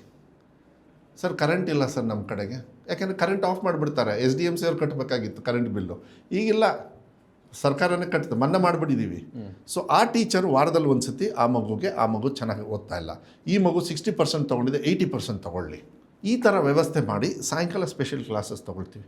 ಬೆಳಗ್ಗೆ 4 ಗಂಟೆಗೆ ಟೀಚರ್ಸ್ ಬಂದು, ಬೆಳಗ್ಗೆ 4 ಗಂಟೆಗೆ ಮುಂದೆ SSLC ಇತ್ತು ಅಂದರೆ ಸ್ಪೆಷಲ್ ಕ್ಲಾಸ್ ತೊಗೊಂಡು ಆಮೇಲೆ ಧೈರ್ಯವಾಗಿ ಹೋಗಪ್ಪ ನೀವು ಎಕ್ಸಾಮಿಗೆ. ಮಕ್ಕಳು ಹೋಗ್ಬೇಕಾದ್ರೆ ನಾನು ಫೇಲ್ ಆಗ್ತೀನಿ ಅಂತ ಗೊತ್ತಾದರೆ ಹೇಗೆ ಎಕ್ಸಾಮಿನೇಷನ್ ಹಾಲಿಗೆ ಹೋಗುತ್ತೆ? ಇಲ್ಲಪ್ಪ ನನಗೆ ಇನ್ನೊಂದು ಅವಕಾಶ ಇದೆ. ನೀವು ಯಾಕೆ ಒಲಿಂಪಿಕ್ಸು ಮತ್ತು ಇದಕ್ಕೆಲ್ಲ ಹೈ ಜಂಪು, ಲಾಂಗ್ ಜಂಪು ಒಂದರಲ್ಲೇ ಮುಗಿಸ್ಬಿಡಿ. ಫಸ್ಟ್ ಜಂಪ್ ಆಗುತ್ತಲ್ಲ ಆವಾಗಲೇ ಮೆಡಲ್ ಕೊಟ್ಟು ಕಳಿಸ್ಬಿಡಿ. ಯಾಕೆ?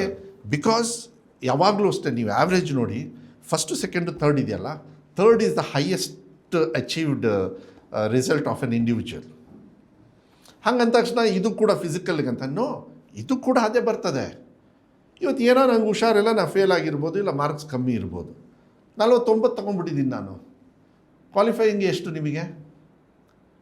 Qualifying is 50 if you want to become doctor or engineer or anything. ಆ 41%ಗೆ ನಾನು ಕೂಲಿ ಕೆಲಸ ಮಾಡಬೇಕು, ಇಲ್ಲಾಂದರೆ ಬೇರೆ ಯಾವ್ದಾದ್ರು ಒಂದು ಕೆಲಸ ಮಾಡಬೇಕು. ನಾನು ಡಾಕ್ಟ್ರ್ ಕನಸು ಏನಾಯಿತು ನನಗೆ? ನನ್ನ ಇಂಜಿನಿಯರಿಂಗ್ ಅಟೆಂಪ್ಟ್ ಆದರೂ ಮಾಡೋದಕ್ಕೆ, ಅರೆ ನೀವು ಅಟೆಂಪ್ಟೇ ಮಾಡಲಿಲ್ಲ ಅಂದರೆ, if you fail before even you attempt, because you have failed. So ಅವಕಾಶಗಳು ಕೊರುತ್ತೆ. ನಾನು 49 ತೊಗೊಂಡಿದ್ದು ನಿಮ್ಮಂಥ ಟೀಚರ್ಸಿಂದನೇ, ನಮ್ಮಂಥ ಸರ್ಕಾರದಿಂದನೇ. ಆ ಮಗುದಂತೂ ತಪ್ಪಲ್ಲ, ತಂದೆ ತಾಯಿ ತಲೆ ಕೆಡಿಸ್ಕೊಳ್ಳಲಿಲ್ಲ. ಸೊ ಅದಕ್ಕೆ ಏನು ಮಾಡಬೇಕಂದ್ರೆ ರೆಸ್ಪಾನ್ಸಿಬಿಲಿಟೀಸ್ ನಾವು ತೊಗೊಂಡು ಮಕ್ಕಳಿಗೆ ಅವಕಾಶಗಳನ್ನು ಕೊಡಬೇಕು ಅಂಥೇಳಿ ಆ ರಿಸಲ್ಟಲ್ಲಿ ನೋಡಿದಾಗ they have performed very well. And I am very happy. And of course central government ಕೂಡ CBSEಯಲ್ಲೂ ಕೂಡ ಈಗ ಕಂಪಲ್ಸರಿ CBSEಯಲ್ಲಿ 2 ಎಕ್ಸಾಮ್ ಪಾಲಿಸಿ ಮಾಡಿದ್ದಾರೆ. ನಾನು 3 ಎಕ್ಸಾಮ್ ಪಾಲಿಸಿ ಯಾಕೆ ಅಂತ ಹೇಳಿದರೆ, ನೀವು ನಮ್ಮ ಕನ್ವೀನಿಯೆಂಟ್ ಅಂತಲೂ ಅಂದ್ಕೊಳ್ಳಿ, ಬೈಕೋಬೋದು. ಅನಿವಾರ್ಯವಾಗಿ ಬೈಕೋಬೋದು. ಯಾವತ್ತು ನಮ್ಮದೆಲ್ಲ ಫಸ್ಟ್ ರಿಸಲ್ಟಲ್ಲಿ 80% ಬರುತ್ತೆ, I think third exam is not necessary ಅನಿಸುತ್ತೆ. ಬಟ್ ಆ ಡಿಸ್ಕಷನ್ಸ್ನ ನಾನು ಯಾವುದೇ ಕಾರಣಕ್ಕೂ ಮಾಡಲ್ಲ. ಯಾಕೆಂದರೆ ಈ ಮಾಧ್ಯಮದಲ್ಲಿ ಹೆಂಗಾಗ್ಬಿಟ್ಟಿದೆ ಅಂದರೆ ಒಂದು ಸತಿ ತಗೊಂಬಿಟ್ರೆ ಆ ಬಾಲ ಹಿಡ್ಕೊಂಬಿಡ್ತಾರೆ. ನನಗೆ ಕಷ್ಟ ಅದು. ನೀವು ಇಲ್ಲಿ ಹಾಕ್ತೀರಾ, ಯಾರೋ ಒಬ್ಬರು ಸೋಷಿಯಲ್ ಮೀಡಿಯಾದಲ್ಲಿ ಅದನ್ನು ಎಡಿಟ್ ಮಾಡಿ ಬೇರೆ ರೀತಿ ಹಾಕಿದಾಗ ನಾನು ಕೆಟ್ಟವನಾಗ್ತೀನಿ. ನಾನು ಕೆಟ್ಟವನಾಗೋದಿರಲಿ, ಸಂದೇಶನ ನಮ್ಮ ಮಕ್ಕಳಿಗೆ ನಾವು ಕೆಟ್ಟದ್ದು ಕಳಿಸ್ಬಿಟ್ವಿ. ಅದರಲ್ಲಿ ಫಿಲಮ್ ಸ್ಟಾರ್ಸ್ ಯಾರು ಅಂದರೆ ನಮ್ಮಂಥವ್ರು, ನಿಮ್ಮಂಥವ್ರು, ಇಂಟ್ರ್ಯೂ ಮಾಡೋರು. ಆಮೇಲೆ ನೀವು ಹೇಳ್ದಂಗೆ ಯಾರು ಫೇಲ್ ಆಗೋರು? 3 ದಿವಸ ತಂದೆ ತಾಯಿ ನೋಡ್ಕೋಬೇಕು, 3 ದಿವಸ ಫೀಲ್ಡಲ್ಲಿ ಕೆಲಸ ಮಾಡಬೇಕು. ಅವ್ರಿಗೆ ತೊಂದರೆ ಇದೆ ರೀ. ಬೆಳಗ್ಗೆ ಹೋಗಿ ಹುಲ್ಲು ಕತ್ತರಿಸ್ಕೊಂಡು ಹಾಲು ಕೂಡ ಅವರಿಗೆ ಎಕನಾಮಿಕಲ್, ಮನೇಲಿ ಹಸು ಸಾಕಿರ್ತಾರೆ. ಸೊ ಆ ಓದೋ ಟೈಮಿಗೆ ಹುಲ್ಲು ಕತ್ತರಿಸ್ತಾ ಇರ್ತಾರೆ, ಓದೋ ಟೈಮಲ್ಲಿ ಕೂಲಿ ಮಾಡ್ತಾ ಇರ್ತಾರೆ, ಓದೋ ಟೈಮಲ್ಲಿ ಅಪ್ಪ ಅಮ್ಮಂಗೆ ಅಡುಗೆ ಮಾಡಬೇಕಾಗ್ತದೆ, ದೇ ಆರ್ ಸಿಕ್. ಇದೆಲ್ಲದೂ ನಾವು ಅನಲೈಸ್ ಮಾಡಿದಾಗ, ಸುಮ್ಮನೆ ಜನರಲಿ ನಾವು ತಿಳ್ಕೊಂಡಾಗ ನಮಗೆಲ್ಲೋ ಒಂದು ಅನಿಸ್ತು, ಆರ್ಥಿಕವಾಗಿ ಯಾಕೆ ಮಾಡಬೇಕು, ಇದರಿಂದ ಏನು ನಾನು ಎಲ್ಲಿ ಕಿರೀಟ ಹಾಕ್ಕೊಂಡು ಓಡಾಡ್ತಾ ಇದ್ದೀನಿ, ಅವಕಾಶಗಳನ್ನು ಕೊಡಬೇಕು. ಅದು ಉಚಿತ ಅವಕಾಶ. ಉಚಿತ ಶಿಕ್ಷಕರು, ಅರೆ ನೀವು ಹೇಳ್ತಾ ಇದ್ದೀರಾ ಉಚಿತ ಶಿಕ್ಷಣ ಅಂತ. ಫೇಲ್ ಆಗೋದು ನಮ್ಮ ಕಾರಣ, ಟೀಚರ್ಸ್ ಕಾರಣ, ತಂದೆ ತಾಯಿಯವ್ರ ಕಾರಣ, ಮಕ್ಕಳದೆಲ್ಲ ತಪ್ಪು. ಮತ್ತು ಟ್ಯಾಕ್ಸ್ ಹಾಕಬೇಕಂತ ಅದಕ್ಕೆಂತ ಸಿಸ್ಟಮ್ ಒಂದು. 3ನೇ ಅಟೆಂಪ್ಟ್ ಫೇಲ್ ಆದ್ರೂ ಆ ಮಗು ಮತ್ತೆ ಶಾಲೆಗೆ ಬರಲಿ, ರೀಎಂಟ್ರಿ ಮಾಡಿಸ್ತೀವಿ, ಹೊಸ ಬಟ್ಟೆ ಕೊಡ್ತೀವಿ, ಹೊಸ ಬುಕ್ ಕೊಡ್ತೀವಿ, ಹೊಸ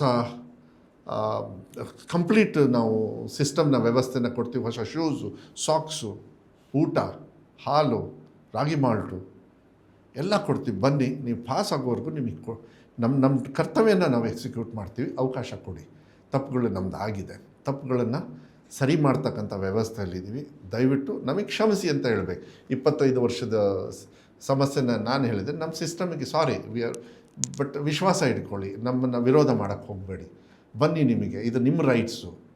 ಇದರಂಥ ಪುಣ್ಯದ ಕೆಲಸ ಒಂದು ಸರ್ಕಾರಕ್ಕೆ ಯಾವುದೇ ಇಲಾಖೆಗೂ ಸಿಗೋದಿಲ್ಲ, ಯಾವುದೇ ಸರ್ಕಾರಗಳಿಗೂ ಸಿಗೋದಿಲ್ಲ, ಯಾರೇ ಮುಖ್ಯಮಂತ್ರಿಗಳಿಗೂ ಸಿಗೋದಿಲ್ಲ. ಆ ಮುಖ್ಯಮಂತ್ರಿಗಳು ಹೇಳಿದ್ದಾರೆ, ವಿದ್ಯಾಭ್ಯಾಸ ಬಹಳ ಇಂಪಾರ್ಟೆಂಟ್. ಯಾವುದು ಅವ್ರು ಕನ್ನಡಕ್ಕೇ ಜಾಸ್ತಿ ಇದು ಮಾಡ್ತಾರೆ. ಆಮೇಲೆ ಅನುದಾನಿತ ಶಾಲೆ, ಅಲ್ಲೂ ಕೂಡ ರಿಕ್ರೂಟ್ಮೆಂಟ್ 6,000 ಜನರನ್ನ ಪ್ರೋಸೆಸ್ಸಲ್ಲಿದೆ. ಹಿಂದಿನ ಸರ್ಕಾರದವ್ರು ಮಾಡಲಿಲ್ಲ.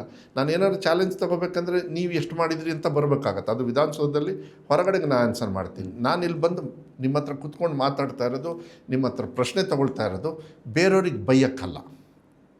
ಮಕ್ಕಳಿಗೆ ತಪ್ಪಾಗಿದೆ, ಆ ವ್ಯವಸ್ಥೆಯನ್ನು ಸರಿ ಮಾಡ್ತಾಯಿದ್ದೀನಿ ಅಂಥೇಳಿ ಹೇಳೋದಕ್ಕೆ ಬಂದಿದ್ದೀನಿ. ಅದನ್ನು ಕೇಳ್ತಕ್ಕಂಥದ್ದನ್ನು ನೀವು ಅನಿವಾರ್ಯವಾಗಿ ಮಾಡಬೇಕಾಗತ್ತೆ. ನನ್ನ ಮಕ್ಕಳು ಮಕ್ಕಳೇ, ನಿಮ್ಮ ಮಕ್ಕಳು ಮಕ್ಕಳೇ, ವಿರೋಧ ಮಾಡೋ ಮಕ್ಕಳನ್ನು ಕೂಡ ಅವರು ಕೂಡ ಮಕ್ಕಳೇ. ನೀವೆಲ್ಲರೂ ಕೂಡ ಸರ್ಕಾರಿ ಶಾಲೆಗೆ ಬನ್ನಿ, ಒಳ್ಳೆ ಗುಣಮಟ್ಟದ ಶಿಕ್ಷಣವನ್ನು ಕೊಡ್ತಕ್ಕಂಥದ್ದು ವ್ಯವಸ್ಥೆನ ನಾವು 100ಕ್ಕೆ 100 ನಾವು ಮಾಡ್ತೀವಿ. ಹಿಂದೆ ಸರಿಯೋದಿಲ್ಲ ಯಾವುದೇ ಕಾರಣಕ್ಕೂ. ಆ ಧೈರ್ಯವಾಗಿ ವಿಶ್ವಾಸವನ್ನು ಇಟ್ಕೊಳ್ಳಿ. ತಪ್ಪುಗಳು ಕೆಲಸದಿ ನಮ್ಮ ಸಂದರ್ಭದಲ್ಲೂ ಆಗಿರ್ಬೋದಿಲ್ಲ ಅಂತ ಹೇಳಲ್ಲ, ಕಣ್ಣಿಗೆ ಕಂಡಂಗಂತೂ ನಾನು ಆಗೋದಕ್ಕೆ ಬಿಡೋದಿಲ್ಲ. 1 ವರ್ಷ ಕ್ವೈಟಾಗಿದ್ದೆ. ಟಿಪ್ಪಣಿಗಳನ್ನಿದ್ದಾಗ ಅದಿರಬೇಕು, ಯಾಕೆಂದರೆ ನಮ್ಮ ಹೇರ್ ಸ್ಟೈಲು, ಕನ್ನಡ ಇವನ್ನೆಲ್ಲ ಇರ್ತವೆ. ರಾಜಕಾರಣದೊಳಗೆ ಇದನ್ನೆಲ್ಲ ಮಾಡಿದ್ದಾರೆ. ಈ ಟಿಪ್ಪಣಿ ಬದಲು ನನಗೆ ಇಲಾಖೆ ಟಿಪ್ಪಣಿ ಮಾಡಿ ನನ್ನ ಹತ್ರ ಚರ್ಚೆ ಮಾಡಿದರೆ ಒಳ್ಳೆಯದು ಅಂತೀನಿ. ನಾನು ನೋಡ್ತಕ್ಕಂಥ, ನಾನು ಕಾಣ್ತಕ್ಕಂಥ ರೀತಿ ನಿಮ್ಮನ್ನು ಇಲಾಖೆಗೆ ನೀವು ಹೋಲಿಸೋದಾದರೆ ಅದು ನಿಮ್ಮ ಮೂರ್ಖತನ. ಟಿಪ್ಪಣಿಯವ್ರು ಮಾಡಿರೋರಿಗೆ ಅದು ಮೂರ್ಖತನ. ಆದರೆ ನನ್ನ ಜೊತೆಗೆ ಚರ್ಚೆ ಮಾಡಿ ಇವತ್ತು ವಿರೋಧ ಪಕ್ಷದವರು ಕೂಡ ಪ್ರೀತಿಯಿಂದ ವಿಶ್ವಾಸವನ್ನು 4 ಮಾತಾಡಿದ್ದಾರೆ ಅಂದರೆ I think they are interested in the future of ಈ ಮಕ್ಕಳ ಭವಿಷ್ಯದ ಮೇಲೆ ಇಂಟ್ರೆಸ್ಟೆಡ್ ಇದ್ದಾರೆ. ಆ ಪ್ಲ್ಯಾಟ್ಫಾರ್ಮಿಗೆ ಬಂದರೆ ಎಲ್ಲರೂ ಕೂಡಿದರೆ ಒಳ್ಳೆಯದು ಅಂಥೇಳಿ ನನಗನ್ಸುತ್ತೆ. ಇವತ್ತು ಆ ಒಂದು ಓಟು ಸೊರಬದಿಂದ ಹಾಕಿರ್ತಕ್ಕಂಥ ಒಬ್ಬರು ಮತದಾರದ್ದು ಇಡೀ ರಾಜ್ಯದಲ್ಲಿರ್ತಕ್ಕಂಥ ಮಕ್ಕಳಿಗೆ ಸೇವೆ ಅದು ಸಿಗ್ತದೆ ಇದೆಯಲ್ಲ, I don't think I am very lucky. ನಾನು ತುಂಬ ಅದೃಷ್ಟ ಮಾಡಿದ್ದೀನಿ. ದೇಶ ಮುಂದೆ ಬರಬೇಕಂತ ಹೇಳಿದರೆ ರಾಜಕಾರಣದಲ್ಲಿ ನಾವು ಏನು ಮಾಡ್ತೀವಿ ಅನ್ನೋದಕ್ಕಿಂತ ಮಕ್ಕಳ ಎಜುಕೇಷನ್ ಕೊಟ್ಟರೆ ಆಟೋಮೆಟಿಕ್ಕಾಗಿ ದೇಶ ಮುಂದೆ ಹೋಗುತ್ತೆ. ಸರ್, ಎಲ್ಲಕ್ಕಿಂತ ಮುಖ್ಯವಾಗಿ ಒಂದು ಶಿಕ್ಷಣ ಸಚಿವರು ಒಂದು ಮಗು ಫೇಲ್ ಆದರೆ, ಒಂದು ಮಗು ಶಿಕ್ಷಣ ಪಡ್ಕೊಳ್ದೇ ಇದ್ದರೆ, ಅದು ಟೀಚರ್ಸ್ದು, ತಂದೆ ತಾಯಿದು, ಎಜುಕೇಷನ್ ಡಿಪಾರ್ಟ್ಮೆಂಟ್ದು ಮತ್ತು ಎಜುಕೇಷನ್ ಮಿನಿಸ್ಟರ್ದು ಅಂತ ಹೇಳೋದಿದೆಯಲ್ಲ, ಇದು ಭಾಳ ಮುಖ್ಯವಾದ್ದು. ಅದನ್ನು ಈ ರಾಜ್ಯದ ಶಿಕ್ಷಣ ಸಚಿವರು ಇಲ್ಲಿ ಹೇಳ್ತಾ ಇದ್ದಾರೆ. ಮತ್ತು KPS ಬಗ್ಗೆ ಇರುವಂಥ ವಿಷನ್ನ ನೀವು ಭಾಳ ಸ್ಪಷ್ಟವಾಗಿ ಮುಂದೆ ಇಟ್ಟಿದ್ದೀರಾ. ಮತ್ತು ಕಳೆದ 25 ವರ್ಷದಲ್ಲಿ ಏನಾಯಿತು ಅಲ್ಲ, ಈಗ ನಾವು ಏನು ಮಾಡ್ತಿದ್ದೀವಿ ಅನ್ನೋದನ್ನು ನೀವು ನೋಡಿ ಮತ್ತು ಚರ್ಚೆ ಮತ್ತು ಸಂವಾದಕ್ಕೆ ಬನ್ನಿ ಅಂತ ಹೇಳಿದ್ದೀರಿ. That's A very positive thing. ಈ ಸಂವಾದದಲ್ಲಿ ತಾವು ಬಂದು ಇಷ್ಟು ತಾಳ್ಮೆಯಿಂದ ಇಷ್ಟು ವಿವರವಾಗಿ ವಿಚಾರಗಳನ್ನು ಮಾತಾಡಿದ್ದಕ್ಕೆ ತುಂಬ ಧನ್ಯವಾದಗಳು ಸರ್. ನಮಸ್ಕಾರ. ನಮಸ್ಕಾರ. ಮತ್ತಷ್ಟು ವಿಶೇಷ ವಿಡಿಯೋಗಳನ್ನು ನೋಡಲು ಮತ್ತು ಹೊಸ ವಿಡಿಯೋಗಳ ಬಗ್ಗೆ ತಿಳಿಯಲು ಈ ದಿನ .com ಯೂಟ್ಯೂಬ್ ಚಾನೆಲ್ ಸಬ್ಸ್ಕ್ರೈಬ್ ಮಾಡಿ ಮತ್ತು ಬೆಲ್ ಐಕಾನ್ ಕ್ಲಿಕ್ ಮಾಡಿ.